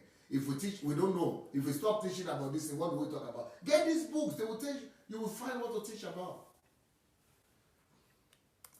Isaiah 42:1. Behold, my servant, whom I uphold, my elect one, in whom my soul delights. I have put my spirit upon him. He will bring forth justice for the Gentiles. That is the book about justice. Where is it? This is it. This book is about 4 things. It's about raising up personalities that will live for justice, for truth, for equity, and for righteousness. This is about how to raise up generation of people that will live for justice, live for truth, live for equity, and live for righteousness. This is what this book is about. But we don't know how to even teach those things. We don't even know those things are in the Bible. Or this one, no one is better than you. This is for you, for how to raise up the new generation of people that are the best in everything they do. In industry, in technology, in invention, in everything. Those are the things the churches are supposed to be talking about. Not just giving empty promises to people. Instead of messages that are only promising blessings, miracles, breakthroughs, and wonders, we must replace these messages with preaching on virtues. You see, those books that I'm showing you, they are on virtues. Can you give me other books there? These are books on virtues, the laws of difference. We bring this other one you have here. 7 tips to fulfillment in life. These are virtues. These are all virtues. Look for messages on virtues. not on miracles. Miracles, they just come by God. God provides miracles. When you live by virtues, miracles will come automatically. So we must begin to replace all the messages on miracles and instant gratification by the messages on virtues. That's why I'm writing so many books, so that you will know what to talk about. We must replace the old things with the new ones. We must replace these messages with preaching on virtues, such as hard work. Like I showed you, where is it? The dignity of labor. Is it somewhere here? Yeah, this is what they used to develop Europe. Dignity of labor, hard work, creativity. You know, that no one is better than you. Creativity. Where is that creative and inventive power of a genius? You must begin to teach in our pulpits creativity. That's why I wrote this book. The creative and innovative power of a genius is creativity. Teach people creativity. Dedication. Do we have anyone on dedication? What to do with your time? Dedication. Dedicate your time to creating something. Dedication. Commitment. You know, only God can save Nigeria. Is it there? Yeah, that's it. Only God can save Nigeria. You see, yeah. You see, that's commitment. Not just wait for miracles. Teach people about commitment. Perseverance. Perseverance. The law of difference. We teach you about perseverance. Yeah. Prominence. The problems through perseverance. Prominence through problems. All these things will help you to be able to diligence how Nigeria economy can, how to build the greatest country in the world. The greatest country in the world. How to make Nigeria the greatest country in the world. These are the principles that will lead to it. Commitment, perseverance, diligence. All these are the principles in these books. These are the things that will lead a country or a nation to become, the greatest country in the world. Or to be able to overtake the American economy. Responsibility. These are the kind of things, virtues that will make a country develop. These are virtues that lead to development of a nation. There are 3 videos I sent you yesterday. Yesterday, we showed you 2. There's one more left. You get that already. These are the virtues we need to be developing.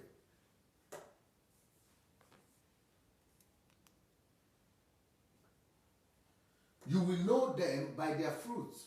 Do men gather grapes from thorn bushes, or fig from thistles? No, it's by their fruits. It is what you put in people that they give you back. There is no way that miracle will not happen. People will not get miracles if you are teaching them about instant gratification. They will not become diligent. If you are teaching them about instant gratification, they will not become geniuses. They will not become creative. They will not become innovative. If you are teaching them about miracles, breakthrough, they will not become innovative. You have to teach them. It is what you teach them they will bring out. The lots of difference. It is what you teach them that they will bring out. How to principles of how to build the greatest country in the world. It is what you teach them that they will bring out. I was not talking about my books before, because people are saying, oh, he wants to sell books, or he wants to sell books. As if books is what I'm living by. I must let you know that there are opportunities for you to get in these books.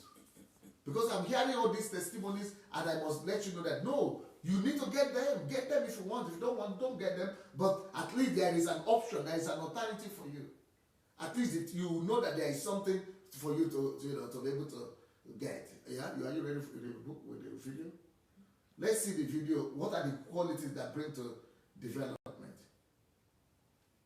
Not this one. Okay, so we are going to show you one of the videos that is going to talk about. It's on Skype. She sends it to you. We'll see principles that bring about national development and growth. And these things have to be spoken about by the pastors. We have to change our messages from messages of instant gratification, miracles, breakthrough, into principles. Principles that can lead to economic growth and national development. Okay, please, let's do it. This is a film about the perfect country. It doesn't yet exist, and it may never. But thinking about it is no idle daydream. Sketching utopias is a way to address current problems and understand how to solve them. Focusing on an ideal version of something helps us more clearly define what we feel is wrong with what we have. Utopias bring our plans for reform into focus. Here, therefore, are a few glimpses of what the best place in the world might be like. In a perfect country, people are, perhaps surprisingly, still very busy working. Everyone isn't on holiday while robots do the work. That's because people know. Let it be. You see, people are busy talking, the first condition to develop a developed country, a perfect country, a developed economy, no perfect country in the world, but any country that is going to grow, be civilized, and be developed, it has to be about money, about work. You have to put emphasis on work. The dignity of labor. You know, I wrote another book that is called Urgently Become a Workaholic. It is about the culture of work, the culture of diligence, the culture of hard work, the dignity of labor. These are the culture that bring about development. That's why I wrote this book. I don't think you'll find another book like this in the market. Maybe there are, but not in Nigeria for sure. That's why I'm writing these books. These are virtues that bring about developed nations. They know what to do with their time. What do you do with your time? These are principles that bring about development of a nation. These are what pastors are supposed to be talking about. Go ahead. In a perfect country, people are, perhaps surprisingly, still very busy working. Stop. Everyone busy working, mental work, intellectual work. That's the focus of developed nations. working. Everyone isn't on holiday while robots do the work. You see, stop. Everyone isn't on holiday, just resting. That's what people think. If you go to Nigeria, they say, oh, you are in London, I enjoy you. You are enjoying, oh, you are in Europe, you enjoy you. They think people are enjoying in Europe. They think people are enjoying in America. You in America. So everybody wants to run away to America or to Europe because they think they will enjoy. It's a lie. In developed countries, it's all about work. Even in developed countries where they have money, they still work harder than in our countries where they don't have money. That's what you are supposed to be teaching, not miracles. Because miracles means, you are not working. You are just enjoying goodies. That's what our churches have been preaching. That emphasis must change to diligence, work, hard work, service. That's because people know that when it's the right sort, work can be far more fulfilling than leisure. Stop. You see? Work is far more fulfilling than leisure. Work is far more fulfilling than leisure. That's why I wrote this book about opportunity. Life is not about rest. Life is not about, enjoyment. It is about taking advantage of opportunities and working all the time. Take advantage, every advantage of opportunity. How I like that guy's call, the one that called from Nigeria last night. I mean, it was such a great testimony.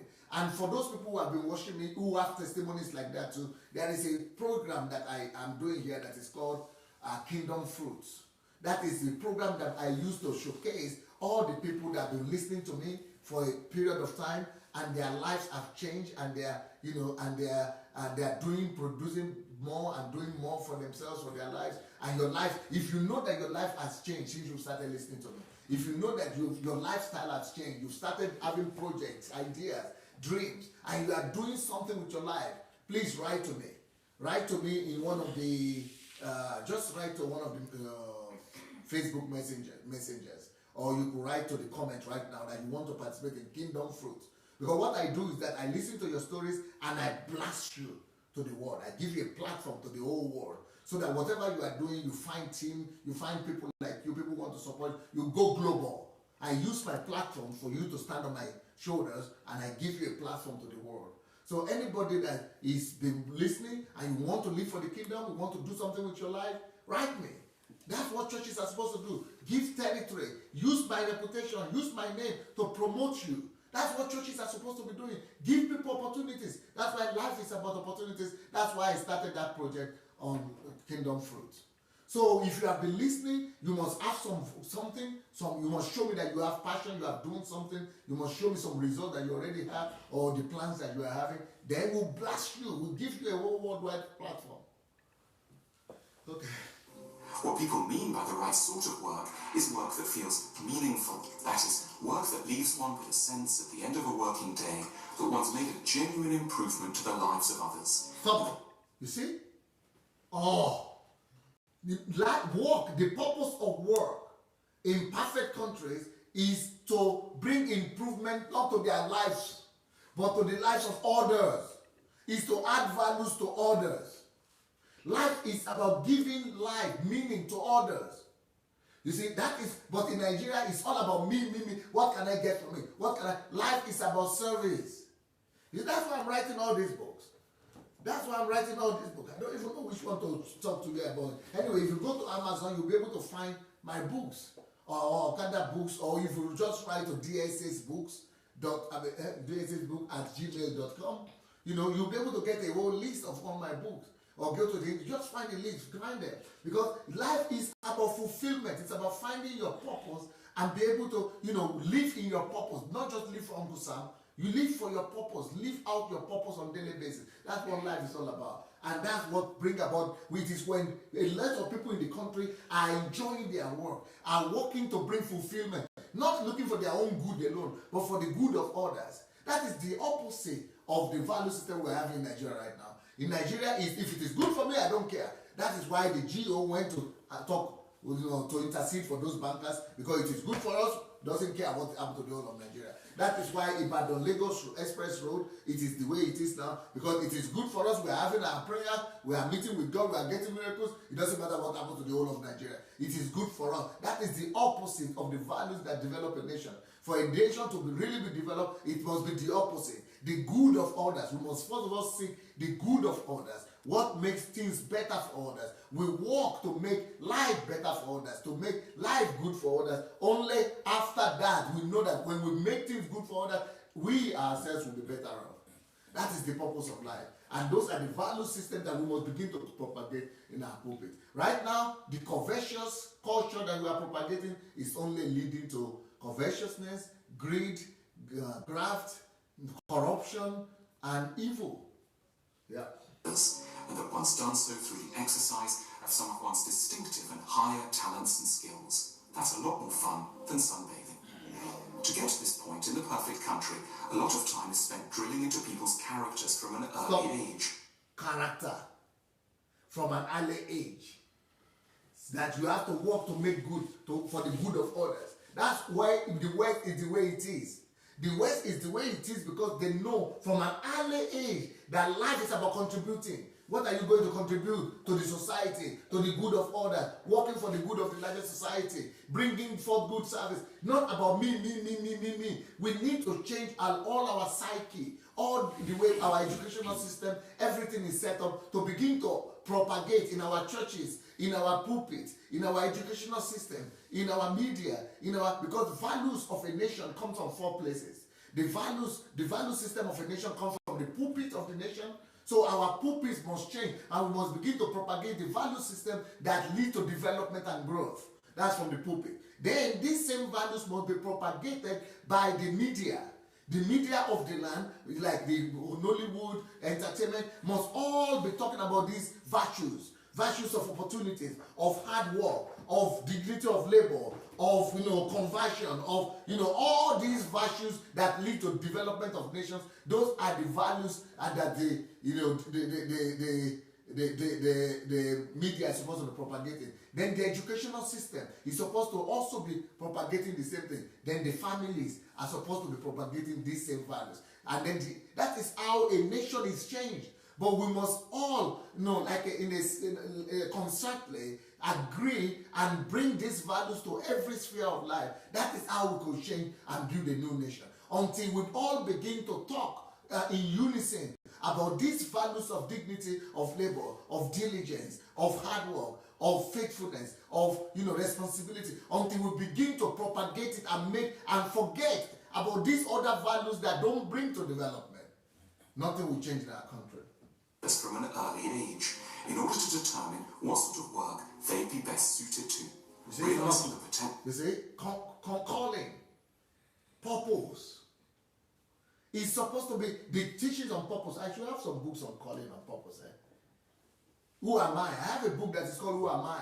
That everybody who reads it, it helps them to discover who they are. Those kind of books are supposed to be from primary school, secondary school. It's supposed to be everywhere so that everybody will know who they are from when they are very small. So once they begin to know who they are, they know how to go to university, they know they are going to university to become who God has put them to be. And then they begin to walk, and they are walking by their calling, and they come to fulfillment.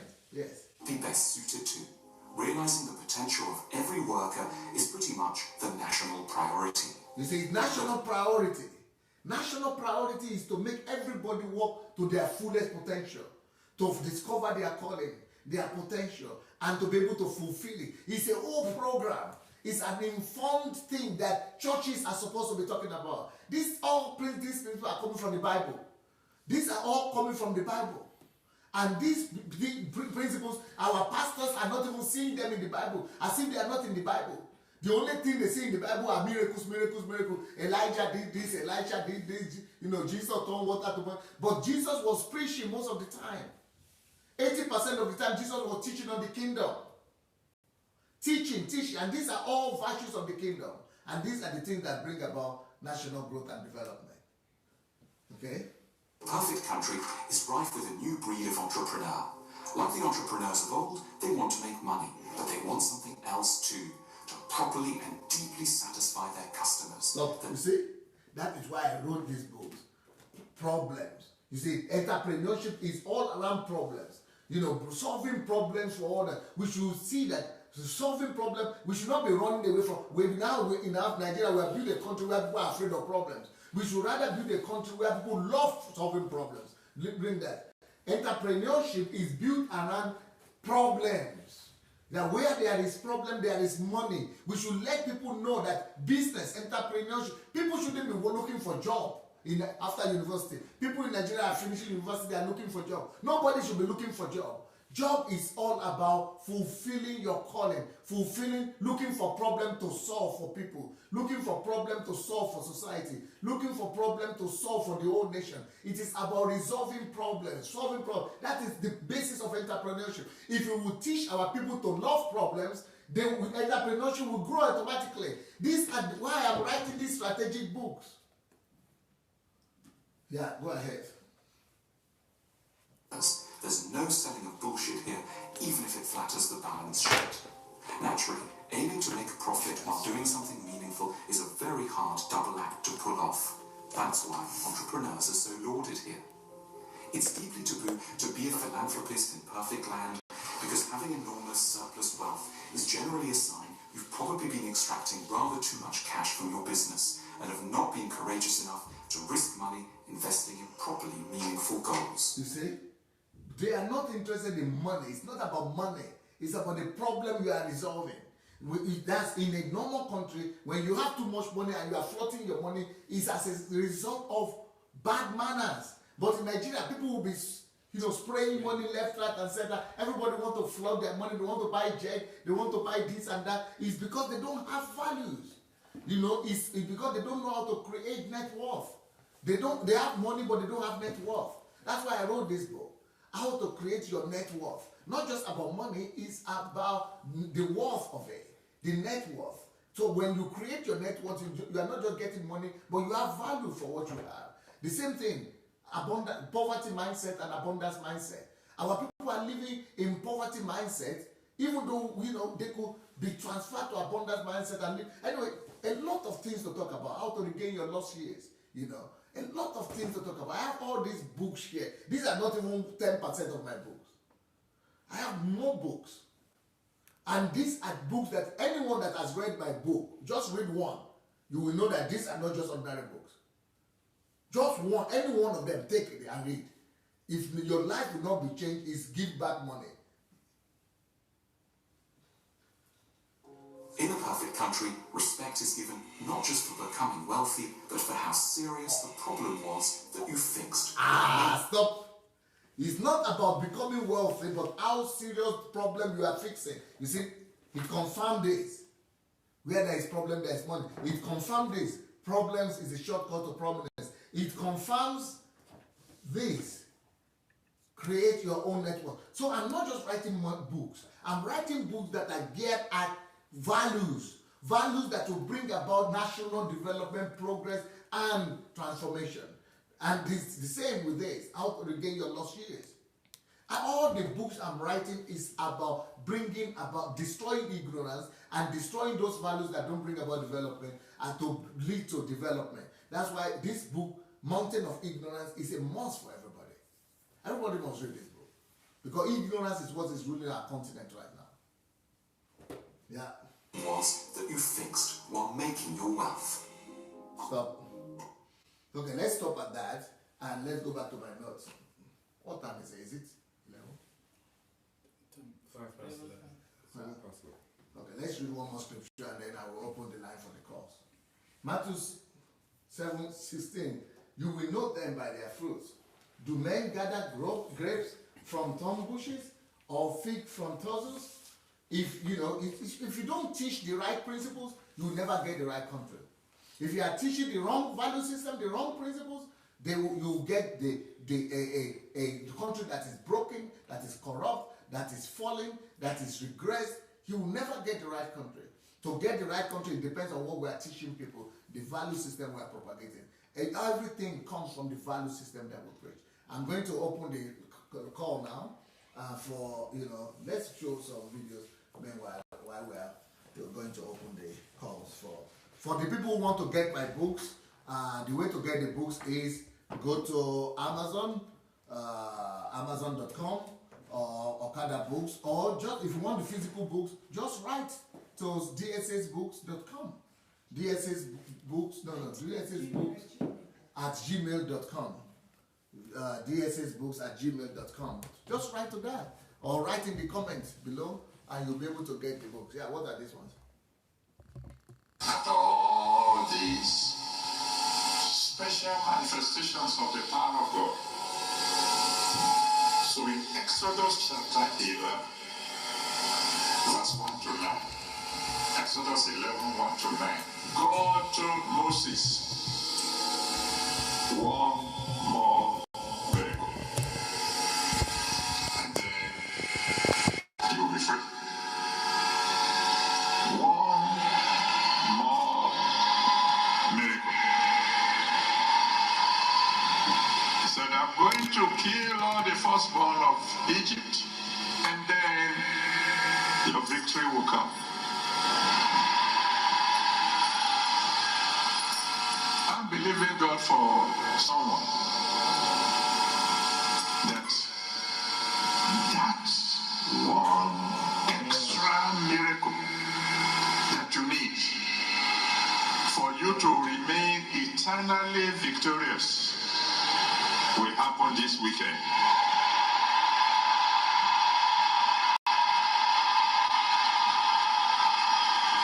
But then God now said to Moses, before that one extra miracle, there must be a meal. Exodus chapter 12, verse 21 to 23. Exodus 12, 21 to 23. So the children of Israel gathered for that special meal. And to them it was not an ordinary meal. It was the meal that precedes the final miracle that leads to victory. Because by the time they finished the meal, in Exodus chapter 12, from verse 20 to 26. I think I'm done. Good. Exodus 12. I think I'm done with that video. You see the emphasis? Miracle. It's like the only thing our pastors see in the Bible is miracle breakthrough. But, yes, God is a miracle working God. Yes, miracles are possible. But if you be putting emphasis on miracles, it doesn't benefit, it develops vices in people. It doesn't lead to development. It leads to vices. It leads to evil. It leads to breakdown of the culture, of the economy. It leads to national, breakdown. It doesn't lead to development. It is virtues, the preaching of virtues and value system that lead to development. Please, let's get the calls. If you want to contribute, go to Facebook Messenger. Not Facebook, but Facebook Messenger. Facebook Messenger. Go to Facebook Messenger and you'll be able to see move agents. There is a word, move agents. Yeah, so look for move agents there. When you find move agents, then you'll be able to write there and write that I want to call. Move agents Matic. Say I want to call, and then, we'll be able to call in. Okay, we have a caller here. Doctor, it is Pastor Johnny King from Vancouver, Canada. How are you, sir? Good, sir. Oh, Lord. Every time I'm connected to you, it's like, new ideas, my mind just gets blown every time. Because you are a lover of truth, sir. I am. The truth, the Bible says, makes free. Yes. Sir, in what you are saying today, I have some summaries, and I'll run them down as fast as I can. Okay. Number one, people have forgotten the place of common sense. Scripture in Proverbs. Scripture this is the Living Bible version, in Proverbs 24, verse 3 and 4. The Bible says, any enterprise is built by wise planning, becomes strong through common sense, and profits wonderfully by keeping abreast of the facts. That is Proverbs 24, verse 3 and 4 from the Living Bible. I studied the word. I am a word person. Now, Johnny, the reason why people don't Pastor Johnny, is because yes, sir. I'm going to stop you a little bit. I'm very sorry.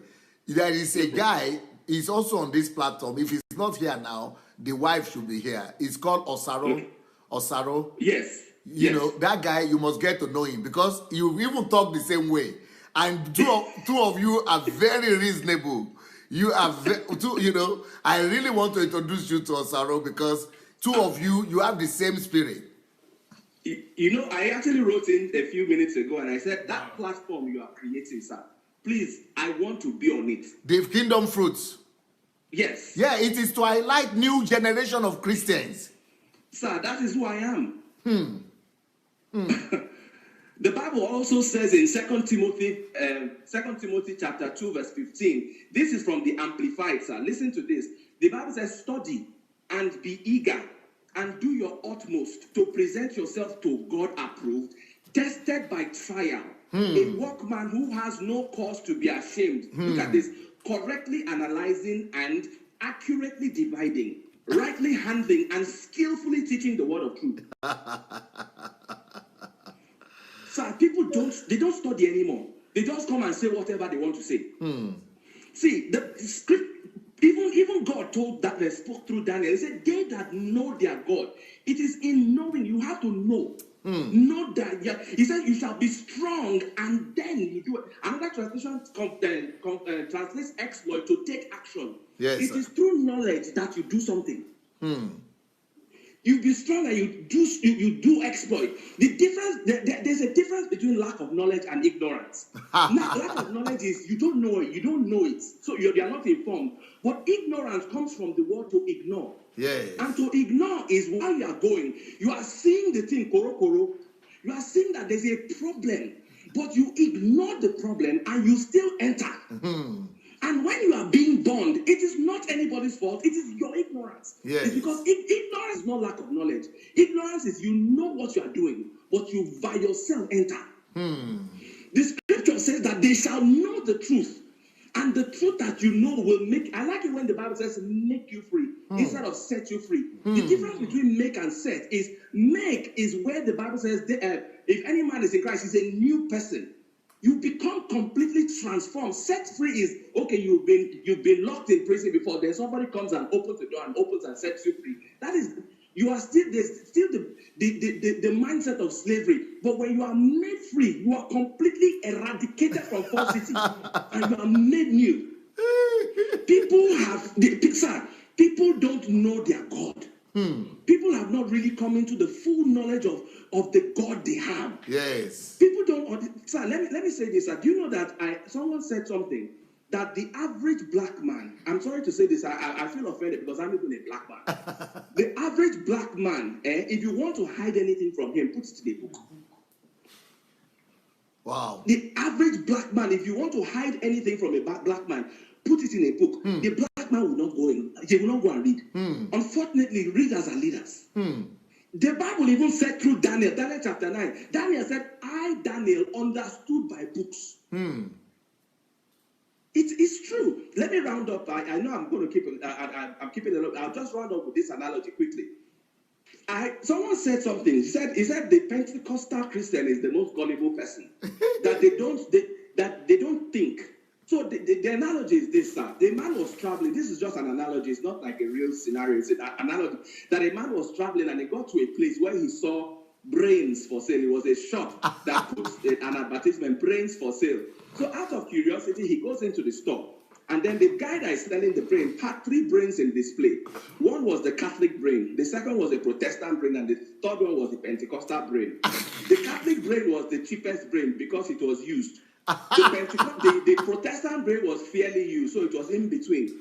But the Pentecostal brain was brand new, so it was the most expensive. It was still wrapped, tier 9. So the guy was upset. I said, what do you mean by that? He said, because the Catholic, they think that go to the Vatican, even though they might not be spirit-filled, but most of the things that they do, they use their things. The Protestants are in between, but they are still progressive. But check out the Pentecostal. The Pentecostal does not think. Everything that goes on, I sense in my spirit. Oh no, I don't. My spirit does not agree with it. When are you going to think? Think. Even God says, whatsoever things are true, virtuous, of good report. The Bible says, think on these things.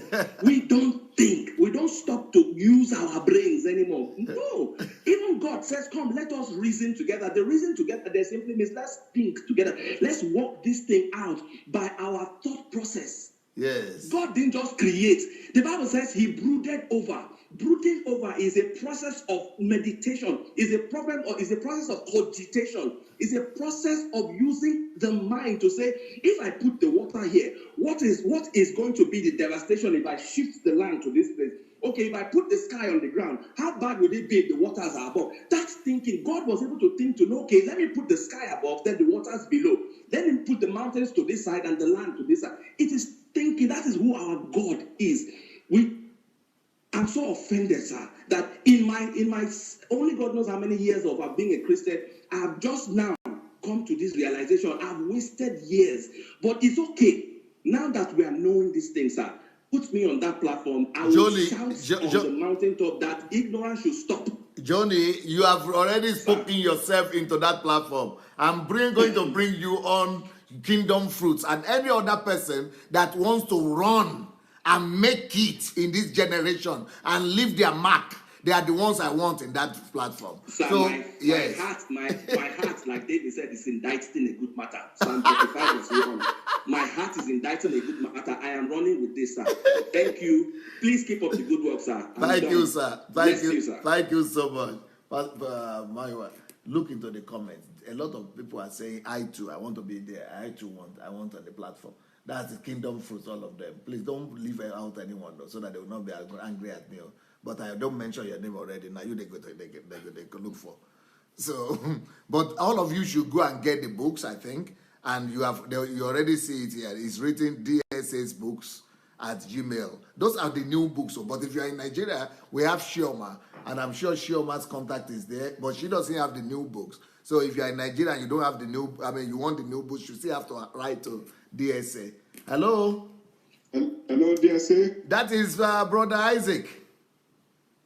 Are you hearing me? Very well. Okay, good. Thank you for the message of today. Yes, sir. All along, sir, I've been thinking of how to get this message into Nigeria. We were told yesterday that there is no light and majority of the people are not even hearing what you are saying. So I thought within me that those of us who have the opportunities, like I am going next year, those of us who have the opportunities to go to Nigeria, there is what I term selective penetration strategy. What is this selective strategy? It is catching them young. Going to the church will be effective, but going to maybe primary school or secondary or tertiary schools will be effective for us with all these messages. We cannot allow these messages to die within us. We are impregnated already, and we need to discharge the message. I am, by the grace of God, I'm going to speak in primary school early next year, secondary school, and even university. Beautiful. Yes, with this message. And I'm going to reach the unreached with DSS message. And one of the ways, fruit of all this will come to light. Yeah, one of the ways is to help them download the message, give them the flash drives or the CDs, so that they will listen. The more they listen, the better it is for them. So since you can download the message here, why don't you put it on CDs, on flash drives and memory sticks, and send all those things to those schools, so that by the time every student gets memory stick, it's just $2. One memory stick is $2 or $3. It's no problem. We could distribute to schools or the CDs. Some CDs are even cheaper than $1 self. And put some messages inside. That is true. I think I will do that so that they will have a full knowledge of what I'm coming to speak with them. Yes, sir. That is very good. And so that when you are gone also, and electricity is gone, they will still be able to listen. Yes. Thank you, sir. Yes. Thank you, sir. Thank you so much, and God bless you, sir. Thank you. A lot of people are saying they want to come to Kingdom Fruit. This is not just for Nigerians. So Kingdom Fruit, I'm talking about raising up the next generation of Steve Jobs and Bill Gates. So this is about raising up the next generation of Christians that will rule the world. And there is a book like that, raising up the next generation of Bill Gates and Steve Jobs. They are the next generation of Christians that will rule the world. So the Kingdom Fruits, if you want to know what it is, Kingdom Fruits, go to YouTube, Sandey Adelaja Official, and look for Kingdom Fruits there. There is on the home page, you will see one of the files is called Kingdom Fruit. Go and listen to it. What we demand, what it means. We already had some Kingdom Fruits with other people, so that we will know the demand. And this should be one of the conditions. Let them go and listen, so that you will know that these are people who want to change the world. Not just people who want to be Christians and go to church again. No, these are people who want to change the world. How many books have they read? How many things have they started to do? What are the messages they have listened to? What are the plans they want to, what are the impact they want to make in their generation? These are the people we are looking for. I want to raise up a new generation of Christians that will change the world for Christ. Hello? Is that Joy? Yes, sir, dear sir. How are you? It's been a while. Yeah, dear sir. You okay? Very good. Okay. Dear sir, my contribution today is, I was once very, very covetous. I won't lie to you. Okay. I was this kind of gullible Christian before. Okay. Okay, standing in the, as one of the congregants, as one of the people in those churches. Yes. And I just thank you so much for the expositories, for opening my eyes, because it's really a lifetime thing. I'm so grateful to God that I am part of this. As you were talking today about this religiosity in the churches. Yes, sir. Yes, or in the Christendom. Yes. This is actually the problem in Nigeria. Okay. The pulpit, if the pulpit messages will change, Nigeria will turn around. Because we Nigerians are the reflections of what comes out of that place. It is always miracle, miracle, miracle. There's no way you go there and say, I don't know why some people will come online here and be talking nonsense that some people are doing this. Can't they look around? Are they blind? What exactly is wrong with them. Like I was listening to Daddy Freeze this morning. He said there was one factory in VI last 2 weeks or thereabout that closed. A church took over. Where are we going with this kind of thing? Church. We are churches. We're not supposed to have those buildings in the first place because there's misplacement of values. Yes. Nobody talks about value. Nobody talks about dedication. Nobody talks about diligence. Yes. Nobody talks about commitment. Nothing, dear sir. Everything there is about miracle. How much am I getting? Once it enters my pocket, I don't care. Yes. Whoever that is affected, I don't really care. As long as it is for me. One man of God was telling us that we should sow and sow to reap. As you said in Galatians 6 today, whatsoever we sow, that we should reap. We Nigerians are really reaping what we have been sowing from the pulpit. We don't have roads, no library, no talk, nothing. And we are still continuing. Do you know, one of these days I served in Ogun State when I did my what is it called? Youth service. Do you know, one of those days I was coming from Ogun State to Lagos. I was there from morning till 5 a.m. the next morning, DSA, on the road because Redeem or whoever they call themselves blocked the road. See them, they are so wretched, DSA. All their lives are so wretched, and every day they will go and hands up their hands up on ground, trying to receiving what? What are we receiving? What exactly are we receiving? I have been looking at myself. I was so gullible like this. Do you know, sometimes I will so like as if tomorrow there won't be tomorrow. None of them will tell you about, like you taught us that you should be saving for tomorrow. None of them will tell you that. Do you know, one of the church I attended in Nigeria, I was among the people that engineered those women in the church to be contributing money. Every week, everybody should come with 1,000 naira and one person will take the money. Do you know, immediately the pastor heard about it. This pastor said people should be giving 1,000 naira offering every day, every week. Wow. That ended the whole thing because it was helping people. I don't know where we are headed to, but all I know is that there's light at the tunnel. A pastor was confronting me today that there are still good ones. I said, yeah, there are still 7,000 remnants. But pastor, are you telling me now that your eyes are so blind to what we are saying here? If you guys will stop all this, your miracle thing, allow these your people to go into inventories, go and start manufacturing. We will come out of university, you carry certificate that they cannot defend and be walking all around the street. I am so sad. If I see anybody, even on my wall, I don't give a damn of what they say. I will insult you. I will bring you down because I was once there. If they refuse to open their eyes, we will kick them, hit them. Whatever we need to do, we will do those things to bring them out. And I'm one of them. I don't care what anybody tells me. My ears are blocked to whatsoever they're saying. I just thank you because I'm still saying it. Anywhere I go, thank God you didn't go to Nigeria. I will still be sleeping, but thank God I'm awake. I appreciate you so much. I am so grateful to what you're doing. They can't do you nothing. If they let them block the airport, you will fly with private jet. Let them go to hell. Whatever they are planning, they cannot harm you. Whomsoever God is with, they cannot do you nothing because you're with the absolute truth. That is the undiluted truth. The undiluted truth, nobody can do anything about it.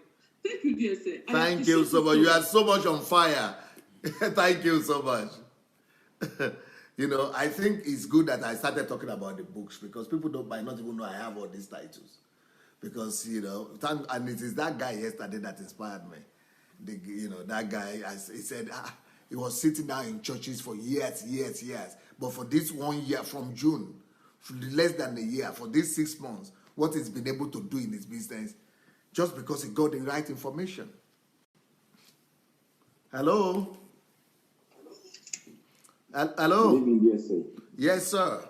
Yes, good evening, sir. Yes, where are you calling from? Who is calling, please? Yes, I am Pastor King, and I'm calling from Spain. Yes, sir. From Madrid, Spain. Yes, sir. Yeah. I've been following this platform for quite some time, but I've not called since. I've just been listening and learning.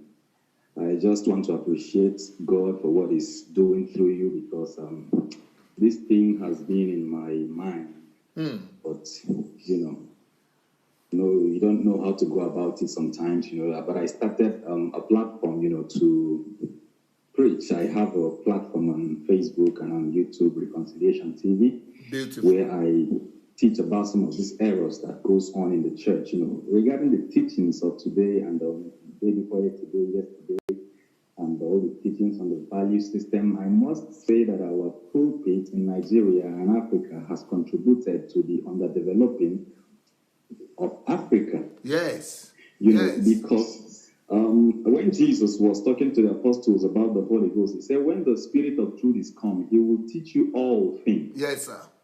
But we have limited the Holy Spirit to only binding demons, killing our enemies, and getting miracle money. It's so true. And you find that it is one man get preacher and all the rest of the congregation, nobody. How can you come to a congregation where the pastor is preacher and everybody in the congregation? Yes. Wrong. Yes. Since the advent of this prosperity preaching in Nigeria, how many of our church pupils have become innovators and inventors and great business men who have come up with creative ideology? Yes. Wow. Hello, sir. Yes, I'm hearing you. Yes. None. We have none. It is like we have none. All we have here is miracle money, and this has made the people lazy. People don't believe in hard work anymore. They just believe sow seed, get money. Sow seed, get money. God have now become a lottery ball where you come to play lottery with €1 to win 100 million euros.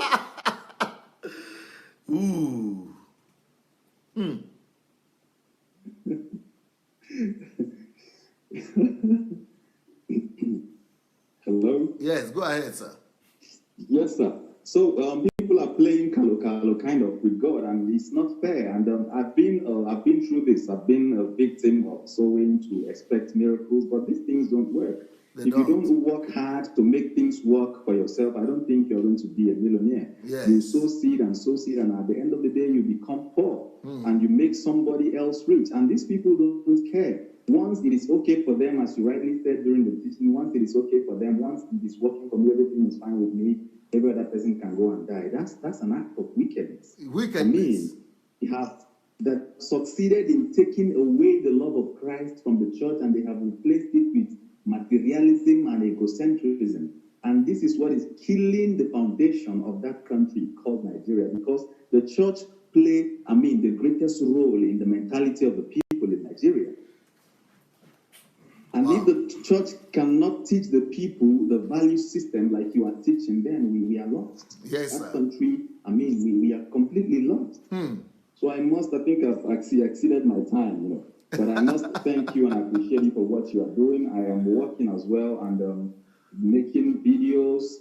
I am on all the groups, and I will try to see if I can make it to the HMT in January. Thank you, sir. We'll try to see, but I want to be on this movement and be one of those that is going to, spread the message of the kingdom of God and then teach people the truth, for people to really understand that they have the image and the nature, the creative ability of God is in them, and the Holy Ghost is not just limited to binding demons and killing enemies and getting miracle money. Thank you so much. I just pray that the eyes of our people will be opened. I pray that the eyes of their understanding will be enlightened so that they will receive this light that is coming true. Thank you, sir. Thank you. Now, it's good that the brother mentioned about HMT. For those people who have not made it to HMT yet, HMT is called History Makers Training, and the next one is coming up in January. So you could either come before the new year and spend the new year with us, or come immediately after the new year from the 2nd to the 7th. is when we have the HMT, 2nd to 7. So we are waiting for all of you. Hello? Hello? Yes, ma'am. Hello? Yes, speak. We are hearing you very well. Oh. Is this Pastor, is it DSA? Yes. Who is speaking, please? Where are you calling from? I'm calling from Austria. The crying prophet's wife. Oh,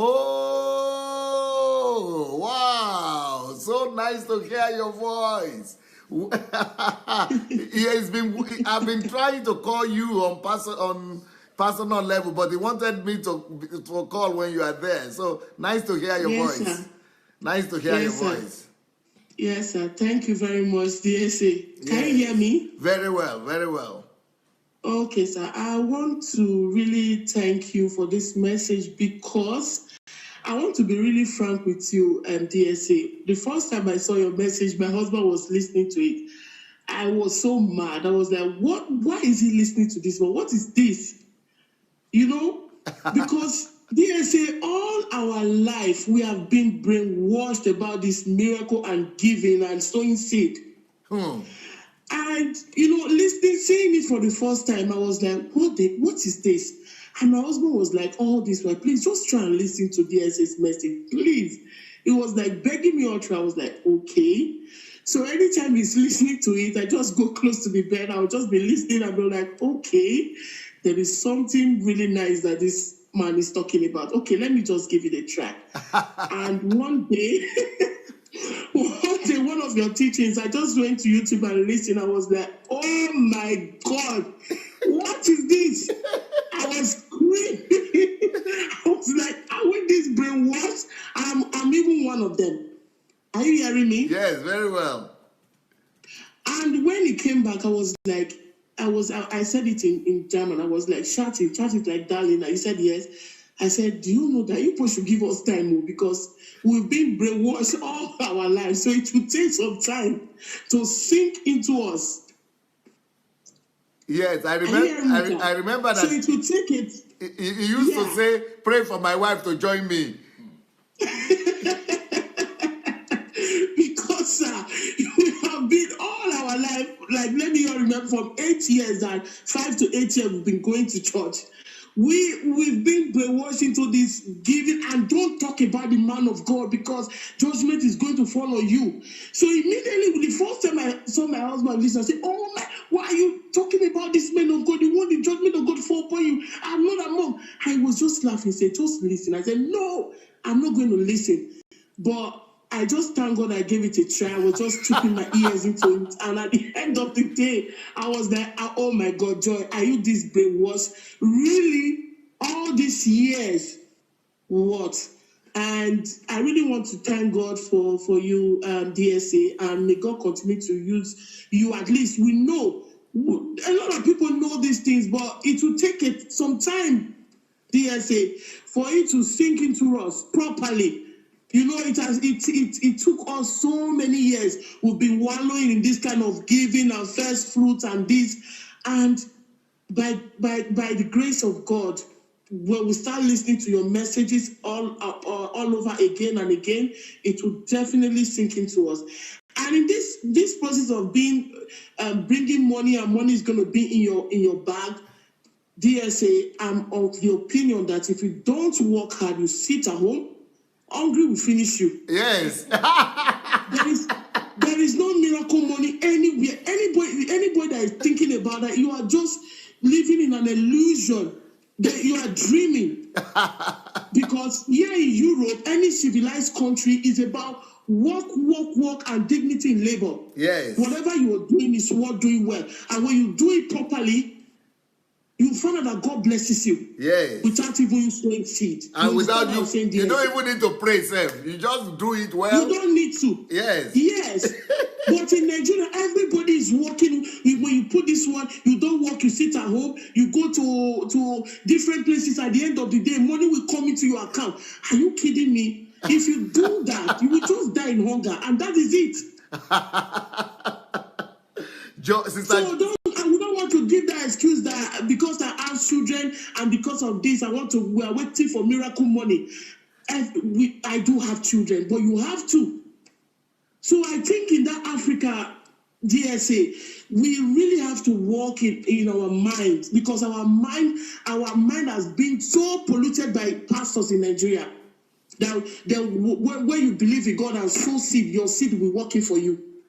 It is brainwash. It is brainwash. Yes, sir. You know, I want to thank you, sir. And Sister, this message is still sinking into me, sir. And I know by the grace of God, we that have been brainwashed 20, 25, 30 years of our lives, God will wash it out and will be reformed. Sister Joy. Thank you very much, sir. Sister Joy, wait.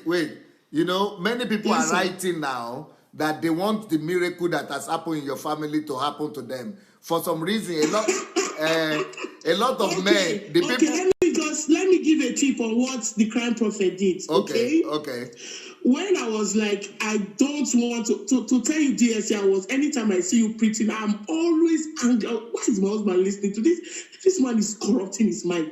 And I'll just go to the sitting room and sit down and say, I always believe in giving. That I've been like that, giving and sowing seed and all of that. But do you know that kind prophet keep on showing me love, and he was like talking very coolly. Joy, please, when you listen to him, I'll buy you anything, I'll get you anything. Just listen to him. That is wise. Yeah, so that's what I've been telling me. So just listen to one message. If you listen to one of DSA messages and you are not changed and you are not touched, if I don't listen again, I was like, really? He will say, yes, so please, can you just, I'll say, oh, you want to talk about DSA? Don't worry, I'll listen to it. So he keep on telling me again and again. And in my mind, everything that I've been taught in church for the past 25 to 30 years, it started sinking into my mind, into my brain. I was like, okay, what is this? And I don't know what to say. I want to thank God and thank God for Crying Prophet. And thank you also for DSA for bringing us out of this bondage. I call it bondage because where you don't talk about the man of God. When you talk about the man of God, you are going to hell. Don't judge the man of God. That is what we've been told all this while. So we don't talk about it. Yes. Congratulations to you and to your family. A lot of people are rejoicing with you on the platform, and they say that they're keen to that anointing because a lot of men are here, but their wives are in those churches, and their wives are angry that they are listening to me. So they are all receiving the anointing from you today.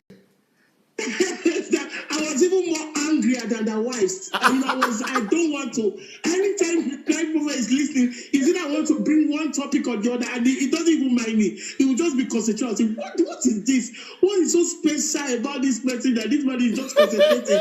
People that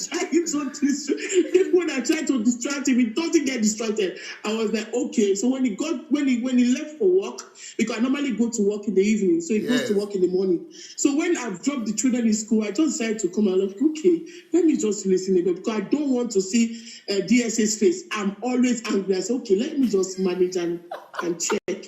Immediately I checked, I was like, oh my God. I was just screaming. So when he came back, I was so ashamed to even talk to him that I even watched it. I was like, what?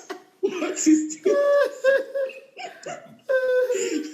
Thank you so much. God bless everybody. And I think from now to 3 years, Nigerian pastors, now they are on like fire.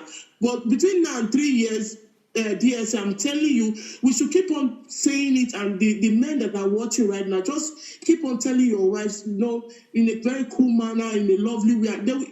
We do hear it, we know. But because we are so brainwashed, like, no, never. We want to, but at our own quiet time, we'll just go, sneak corner, and go and look at it. So immediately we listen to that message. There's nobody that will listen to your message that will not be turned around. Never. Thank you so much. Thank you, man. Thank you so much. God bless. Wow. And I want to tell everybody that is listening, if anything happens to the Facebook live broadcast, if it goes down or it stops, know that we're on YouTube. So we are coming on YouTube, and it is through YouTube we are coming on Facebook. So if anything happens on Facebook, we are waiting for you on YouTube. Okay? Just for you to know. Yeah, so but if you want to call in, either you want to call in from Facebook or YouTube, You just go to Facebook Messenger and look for move agents. One word, move agents, and then you can write that you want to call. Oh, I think Osaro is here. Hello, it's Adeshola. Okay, it's the wife, Adeshola. Yes. How you doing, sir? Well, I'm trying my best. I hope it's getting across. I just hope it's getting across. Yes, you are always trying your best, and I know that the Lord is with you in this journey.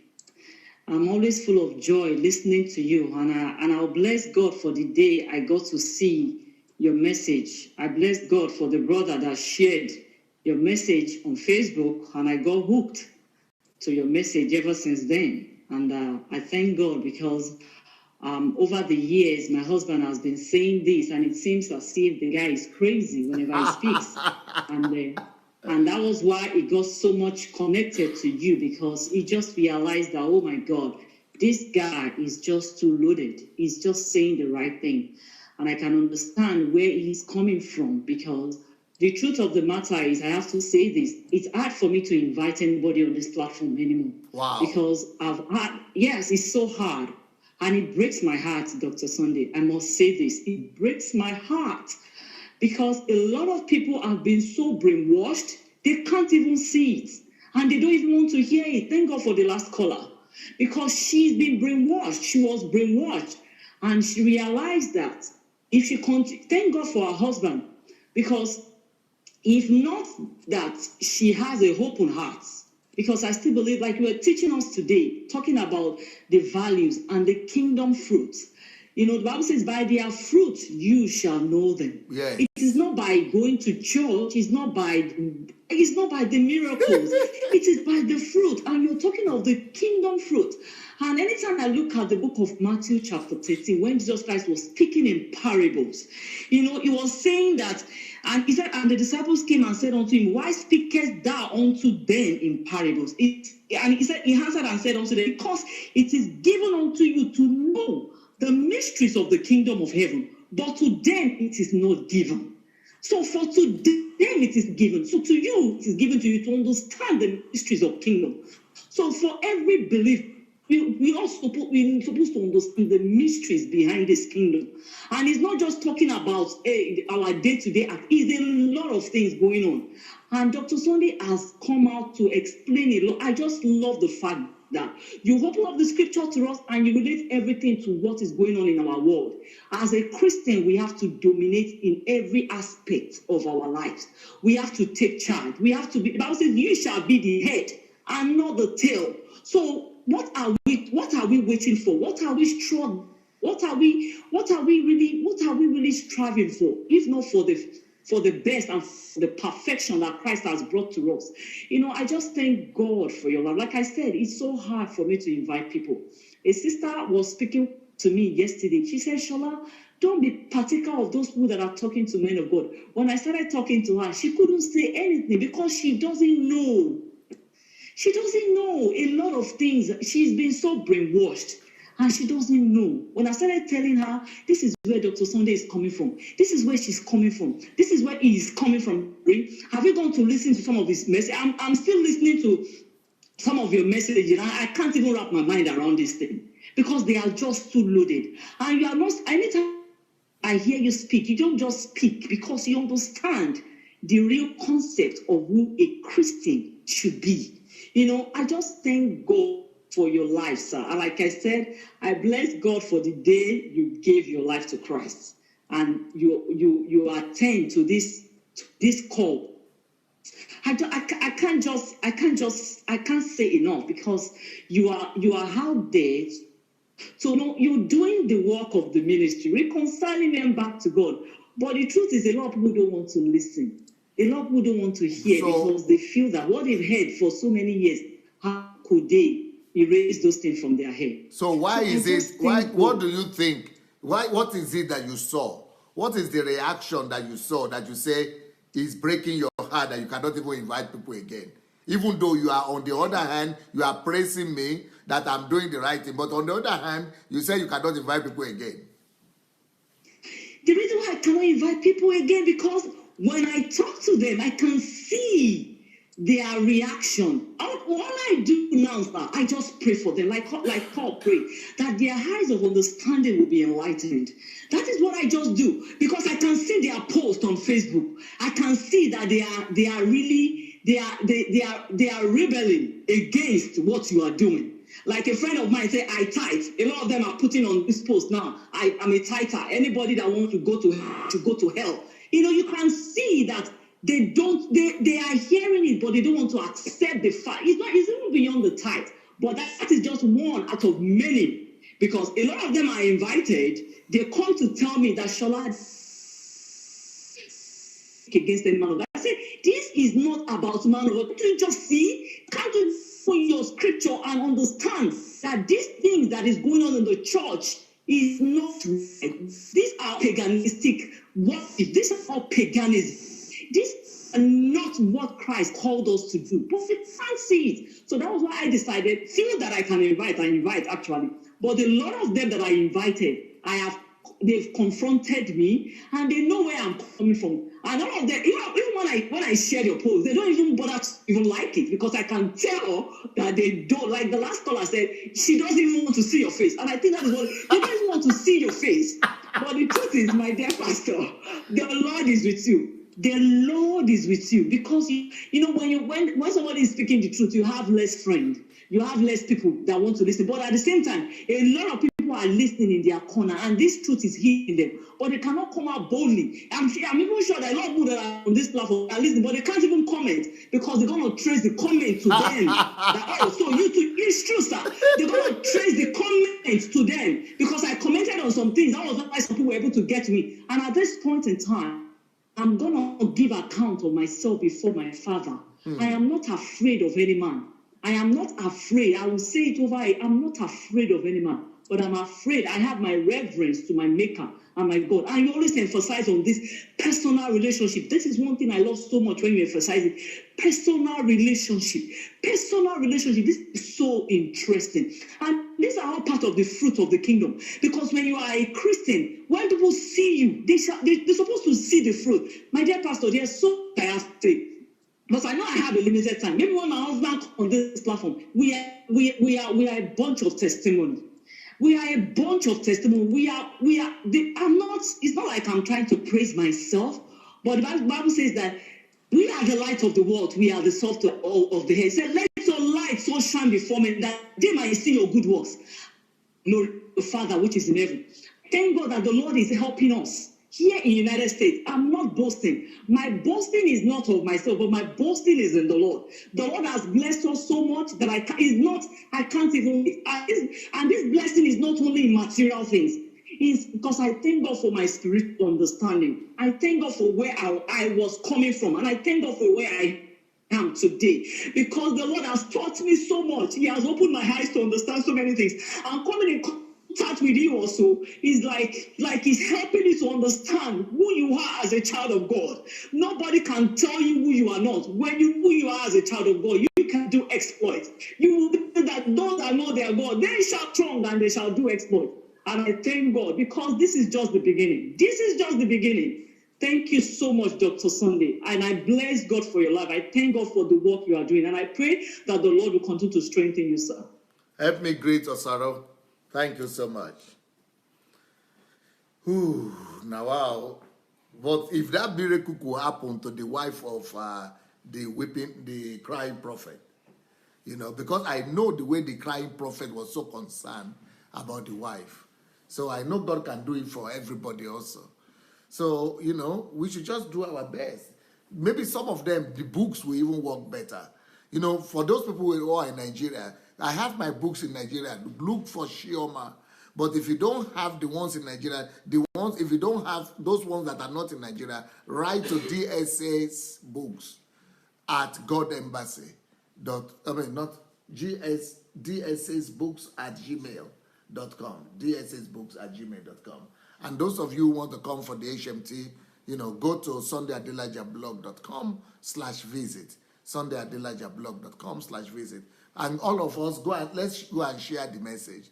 Please go share the message on Facebook, on YouTube. Let's go and share the link. Go and share the message, spread the word. and let the word go and cross, and let the word set the people free. So if you have not shared the message, go share the message, please. And if you want to get the message on WhatsApp, we are going to put the link now to the WhatsApp, where the messages go out once in a while on WhatsApp. We are going to put the link.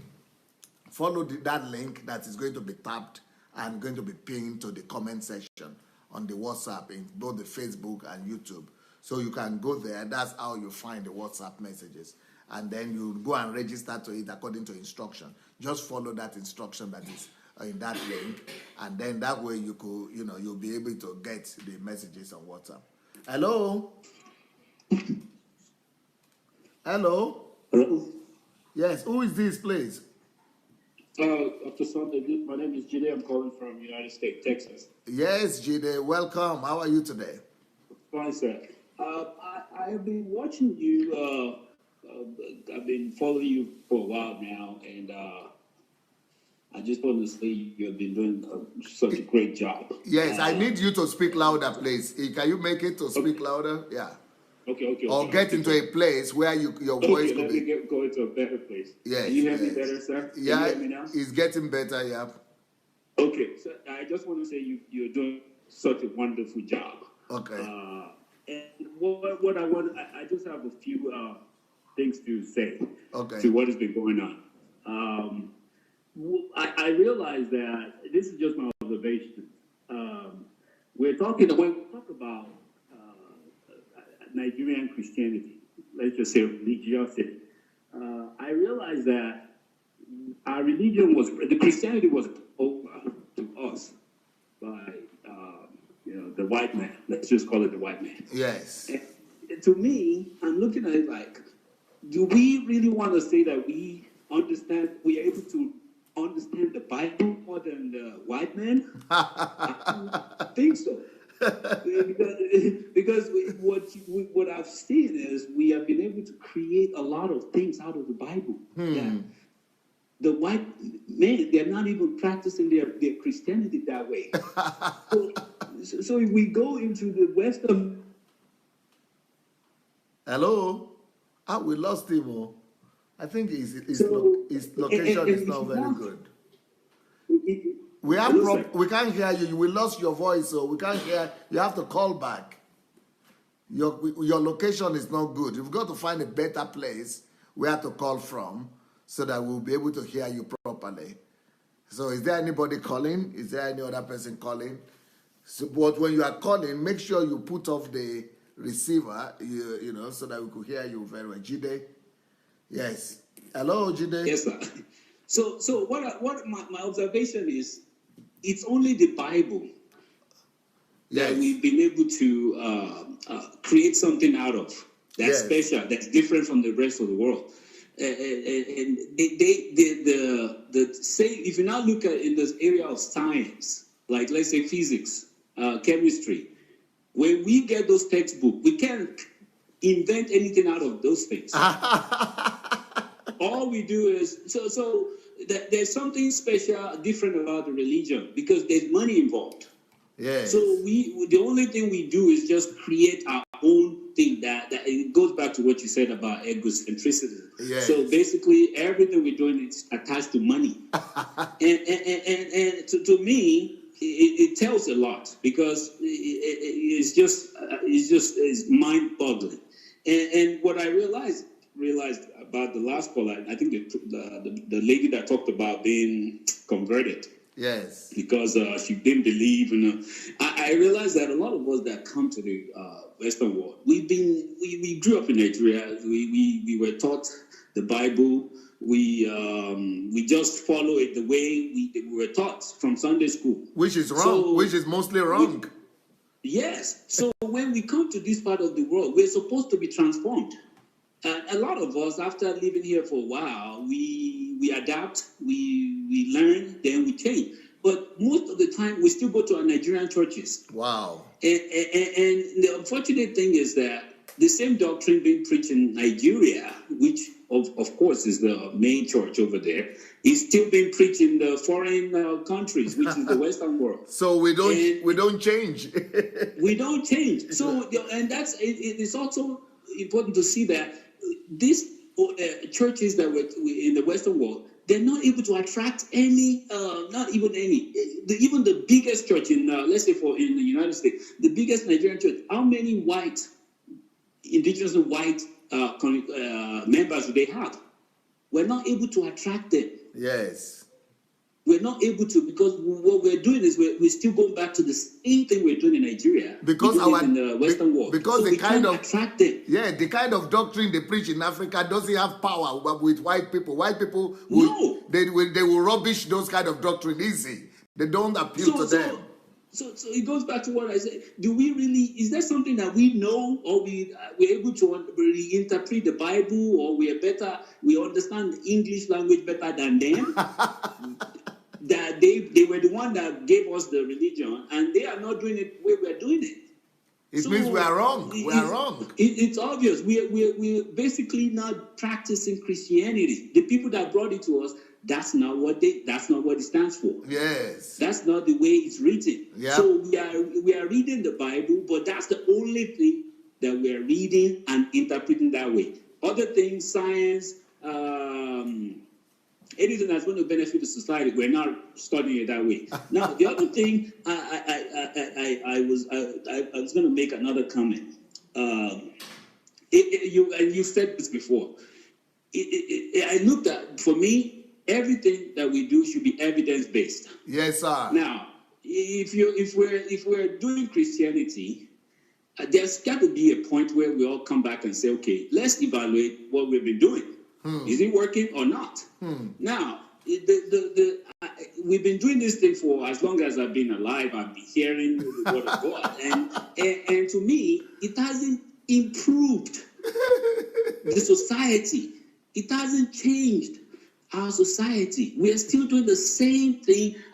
People, if you go to Nigeria, an average Nigerian, when they tell you, I'm a Christian, I'm a pastor, sometimes you have to run away when you give them something to do, because they will turn around and disappoint you. Yep. So it has not touched the conscience of an average Christian in Nigeria, not to steal, not to lie, not to do the bad things that we even, when we come from here, where do we get the value system that we picked up when we moved into the Western world? Of course, the Western world has taught us to live by certain standards. Now, when we now go home, we now start looking at our brothers and sisters like, why are you all doing this? Why are you cheating? Why are you? And they are practicing Christians. They are even more devoted. They are praying harder. They are fasting. They are everything. But they are not. It has not touched their conscience. Wow. So that is part of the problem. Now, and lastly, what I will say, because the solution to what you've been talking about, solution. This is my solution. I was in Nigeria this year, but I'm looking ahead. I'm thinking, now we have been able to get this message across to all the people that need to, like anybody that has the internet, and some people are sharing it. The problem, this is my own observation. If they hear this message, how will an average Nigerian, they're used to going to church. That's the norm. That's the lifestyle. On Sunday, they have to go. Now, if the message we're passing across now is, okay, all the things you've known, you've been brainwashed, okay, stop going to this church. Where would they go? I think we're telling them, because for me, I think the last set of people that will change are these pastors we're talking about. Yes. They are not going to change because money is attached. So they will not change.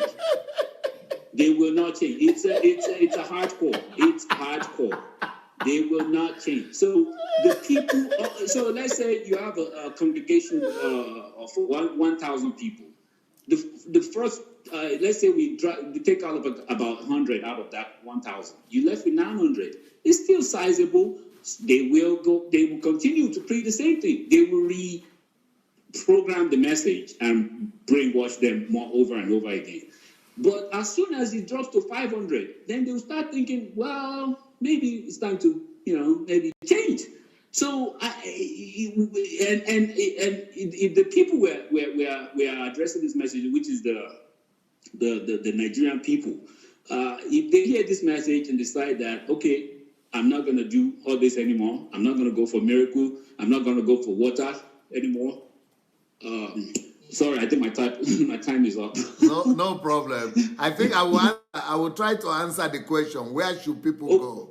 So I think my whole idea is, if we stop them, if we're not stop, but if we're encouraging them to change the way they think, all that stuff, they cannot continue to sit in the same church where the same brainwashing started. We cannot let them continue to stay there. Yes. That is the sad truth. For example, if you're saying, if one pastor is saying, all the enemy die, all these things die, come and get married, they are used to going to that church. Now, we've given them the new message. It's like a newborn again. You want them to go to church after you convert them. So where do we take them to? I have an answer for that. And the answer that I have for that, where should they go to, is that let's go back to the Bible. The Bible is our standard. So where should they go to now that they are getting new message? Where they should go to is to go back to themselves. In the New Testament, we never saw a place where people were going to church. They were just coming together in homes, coming together with friends. So find your friends, find your family members. All churches that were in the New Testament, not the synagogues. So the synagogues were the Jews. They were the Judaism people, Judaists.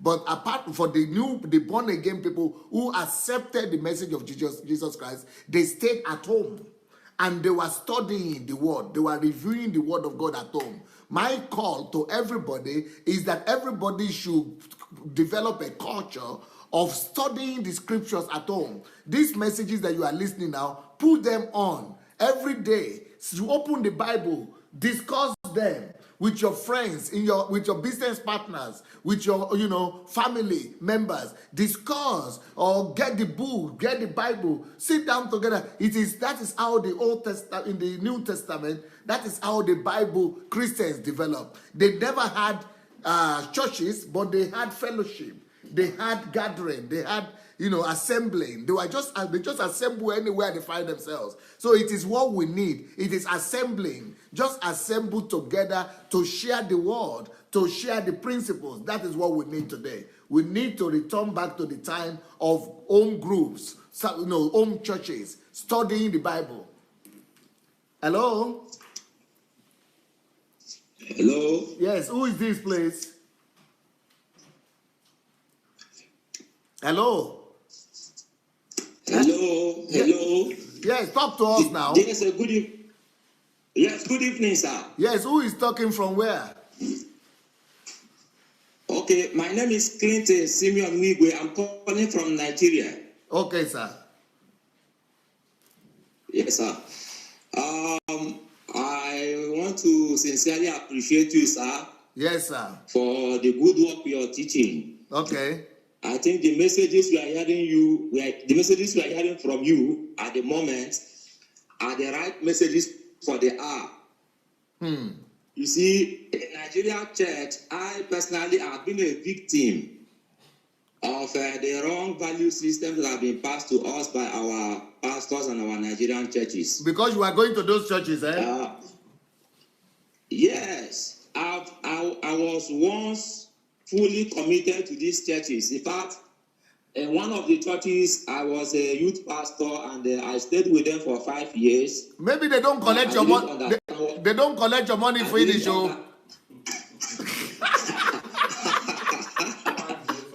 5 years. The experience is quite terrible, sir. 5 years of investment. Terrible experience.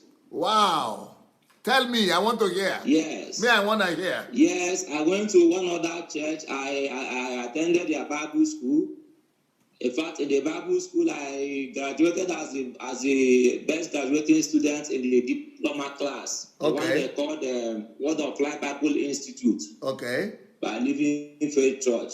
Okay. In fact, I think those Bible schools are more of a brainwashing institutions. Yes. Believe me, they do more of that. Is where members are being brainwashed. That is where members are being taught that you must not question what pastor teaches. That is where members are being taught that the only way to prosper and succeed is by giving all manner of offerings and tithe and all that and all that. In fact, the last one I attended was a Word of Life Bible Institute. Do you know that in one of the classes, they said it was principle of financial prosperity. Okay. And everything they kept telling us is that the foundation for kingdom wealth is starting. Then other ones, you start giving a offering, this one offering, this one. So I raised my hand in the class. I asked them, sir, I asked my teacher, I said, sir, from what you are teaching us, these principles, they are principles that most of us have been practicing, and yet we are nowhere compared to people like Dangote. Yes. I told them Dangote is the richest black man, and he's not even a church goer. He doesn't even pay. All these our principles has not made us to be better than, you know. So, sir, the truth is that there is need for what we are doing now. At the point I got tired with these churches, I stopped attending because the results, we are not getting the results. The gospel that we are being preached to, we are not working. They are not producing the things that we have been promised that these things would produce, which means that there is an issue. And God is not a liar. If these men are communicating, you know, the word of God, the realities of the scriptures to us, they should be able to produce the right result. If you come to Nigeria, the situation of things here are they are so pathetic. So pathetic. Everything is upside down, and yet we claim that we have great churches, we have big churches, we have great men of God that do all manner of miracles. Their miracle is not transforming society. So the first time I heard you online, I heard your teachings, I said, this must be the finger of God. Wow. This must be the finger of God. But the challenge we are having now is that our people has been so much brainwashed that they are afraid to speak up. Most of them find it difficult to accept this kind of teaching from you because of, you know, the level of brainwashing that they have gone through. There is what is called the Stockholm syndrome. Yes, Stockholm syndrome. Yes. That is what many churchgoers in Nigeria are going through now. So the victims are defending their oppressors. Yes, defending their oppressors, defending these men that has enslaved everybody, seeing them as untouchables. And that is where the work is. That is why me personally have been advocating that you look for a way to start something here locally. Okay. So that start something here locally. Those of us on ground can work with you to help rescue our people. Our people has been brainwashed, and most of them don't even follow you online. We invite them to come and work. They will say, "Forget about that man. He's criticizing pastors." So we need something on ground. What was he doing? What did they say I do? They say you are criticizing our great men of God. Okay.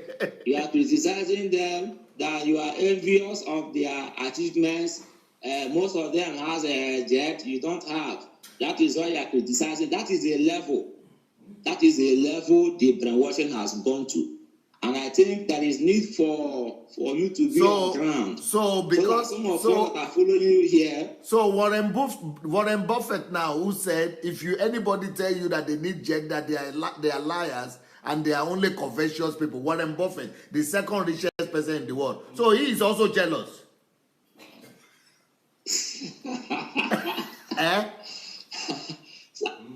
Not be me talk about. That is their mentality. That is their mentality. That is their mentality. That is the issue with the value system we have in this part of the world. You understand what I'm saying, sir?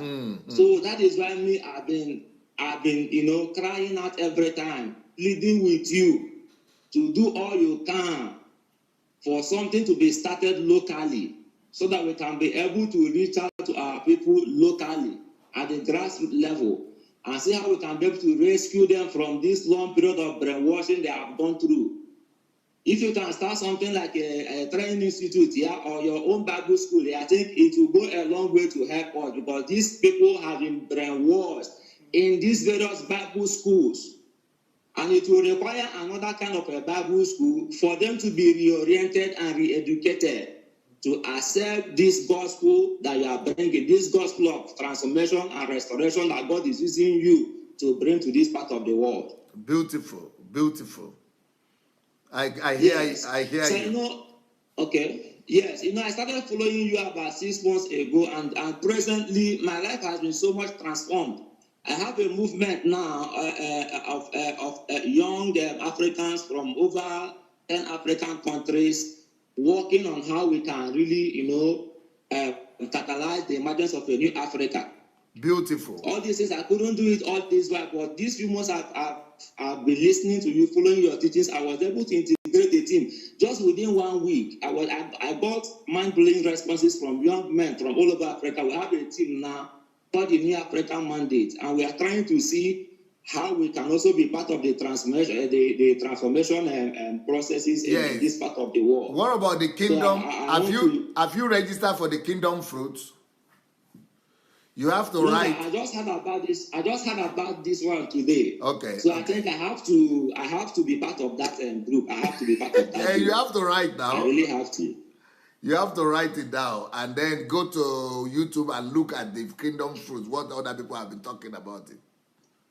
Oh, okay, sir. Okay, sir. Yes. Okay, sir. Thank you so much. You are doing a good job. And, get the books to your people, get the message to them, let the revolution begin. Because the one I'm doing every day like this is also like Bible school. Oh. Yes, but it's not everybody here that has access to the internet to be able to stay for a long time online to listen to these messages. Okay. You understand? And also the issue of power. Even right now, I have to boost my battery with my laptop to be able to follow through the teachings. I see. So that is why if we can do something offline, doing something offline will be more productive and more impactful. Beautiful. Yeah. Thank you so much. Thank you, sir. Blessings, and I will be expecting you on Kingdom Fruits. All right. I'm sure we have 1 or 2 more calls. We will receive that one, and then so anybody that wants to participate in the Kingdom Fruits, go and look at it. We have many Kingdom Fruits already that have already happened. Look at the Kingdom Fruits and see, the testimonies, the stories, and the work that people are doing, and that will really help you. Hello. Bless you, sir. That's Baba Thompson. This is Baba Thompson from the UK, sir. Yes, sir. Grace and peace be unto you, sir. Thank you very much. You are doing a great job. Thank you, sir. Yes, sir. I just today's message was just too great. It's really great. And you see, I just sat down and I began to wonder, I began to question myself that actually, we just hear all these things going on, but we never actually really sit down to put 2 + 2 together to make 4. It's and I really commend you for actually doing this kind of great job. We hear news, we hear so many things, but we never really, get into our conscious mind that actually this is the things, the atrocities that people are perpetrating, the people that we do respect in our country. They have destroyed my people, our people. Yes. They have actually, like one of your team said that actually we've been traumatized. By these people? We have been traumatized. Nigerians have been traumatized. It's sad. It's sad. I feel like crying for my people. In fact, I do cry for my people since this program has been going on. And I question myself how gullible I am, just like most people, that we couldn't actually put 2 + 2 together. We have been brainwashed for so long. For so long. And I mean, those video that was shown today, actually, Yes, I realized that actually all this someone standing up and saying somebody will be blessed today. Somebody is going to. It's like in psychology we call it random sampling. yes. When you say something, you random sample people, and the chances of someone getting the good news, someone who has gone for interview during the week to get the job, the chances is probably 99%. Yes. So it's like random sampling, and such people, because they have been brainwashed, they now come with their tithe and offerings. Wow. This is really appalling. This is we've been. I think when I look back, when I sit back, I just think the work is much, just as the Bible says, but the laborers are few. But I think it's a good thing that at least we are now talking about it, isn't it? We are talking. It is a good thing, sir. And what the last caller said, sir, it's really, really. I was just said this idea of taking these things back to the grassroots, because these people are in Lagos. Even our message that people, it's so limited to some people. People who have got generators, and they are not even ready to share it. They are looking at it quietly in their own house there. But these people have to go to villages and towns. If it involves us, maybe getting some radio adverts, radio jingles, that will do the job. Billboards for people to read. Yeah. It's really because this revolution has started. I hear some people. I mean, somebody like on this. I could read some comments today, like comment from Modupe saying that. Saying all sorts of rubbish that DSS is asking people to, is taking people to hell.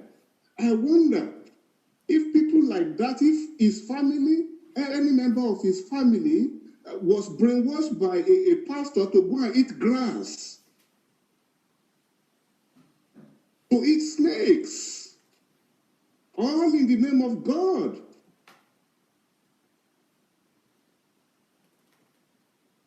Wow. Not actually sitting down to think, my God, this is, she need to think, to ask herself, is DSA asking people to go and kill?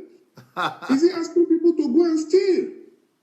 Is he asking people to have values, to work, to have dignity in their labor? And really, this is really, it makes me sick, and I wonder. I think what made her to say 25 years ago. I think what made her to say is that I come from Nigeria. Those white people, they will look at me and they just smile. When the white people are seeing what is happening, the Europeans, how would they not think we are monkeys? Yeah. Eh? How would they not think we are so gullible? Yep. I think what made them to think that I'm leading people to hell, some of them actually say I'm demon possessed, while some of them say I've lost my mind. The reason why they say like that is just because I touched their leaders. And that is one of the things that one of the guys that came on the platform, James Obadimu, was saying that he was pleading for the leaders, for you to please let them resolve this quietly. This man must, maybe he doesn't know the meaning of leaders. He doesn't know what you preach. We are all leaders. If he has got even a year old in his house, he's a leader. Yeah. Everybody has got, we are all leaders. And calling you to resolve these things quietly. No, this is not going to go on again. God has raised somebody who has got the boldness to speak. To speak. This is my contribution to today. The last caller from America as well, who was saying, if we ask these people not to attend churches, what are the options that we've got? I'm advising this caller to go and think of, view the idea of transformation. We need to all work. We need to have values. I've been teaching on these things for all my, at least over the last 20 years. If you go and look for my teachings on YouTube, all my recordings, you will see my teachings from 20 years ago, from 10 years ago, from 15 years ago. They are the same thing. From 10 years ago, you see them on the YouTube, on the internet. But so we must spread the word. If the people will get to sit down with the word will transform them. Even if they are not going to churches, they can study the word of God in their homes. They can read the Bible in their houses. They can have small groups in their homes. That is correct. And this movement is going. It's moving on. Nothing can stop this. Nothing can stop this. And we believe, as Bible says, that my own will come to me. And it is the Nigerian mentality is that even they will lay down, they will disown all those leaders, all the so-called leaders. They will disown them once they realize that there's a movement that is rapidly growing like a burning bush. Because the hand of God is in this. The hand of God is in this. I am fully convinced that the hand of God is in this. And they know. They know. Well, Pastor, all I can say is, with all this, all I can say is that, just once again, to just ask you to be strong in the grace of God that has been placed upon Jesus Christ. The Lord will be with you, sir. The Lord will be with you. The Lord will grant you the grace to the end. To the end. Because you have been called. You have been called. Because, I don't know where we are. All those men of God. If our so-called men of God could be doing this in our country, souls, lives are being destroyed every day, every time. I don't know. I wonder where these people are going. And I wonder. God bless you, sir. Thank you, sir. Thank you so very much. Blessings.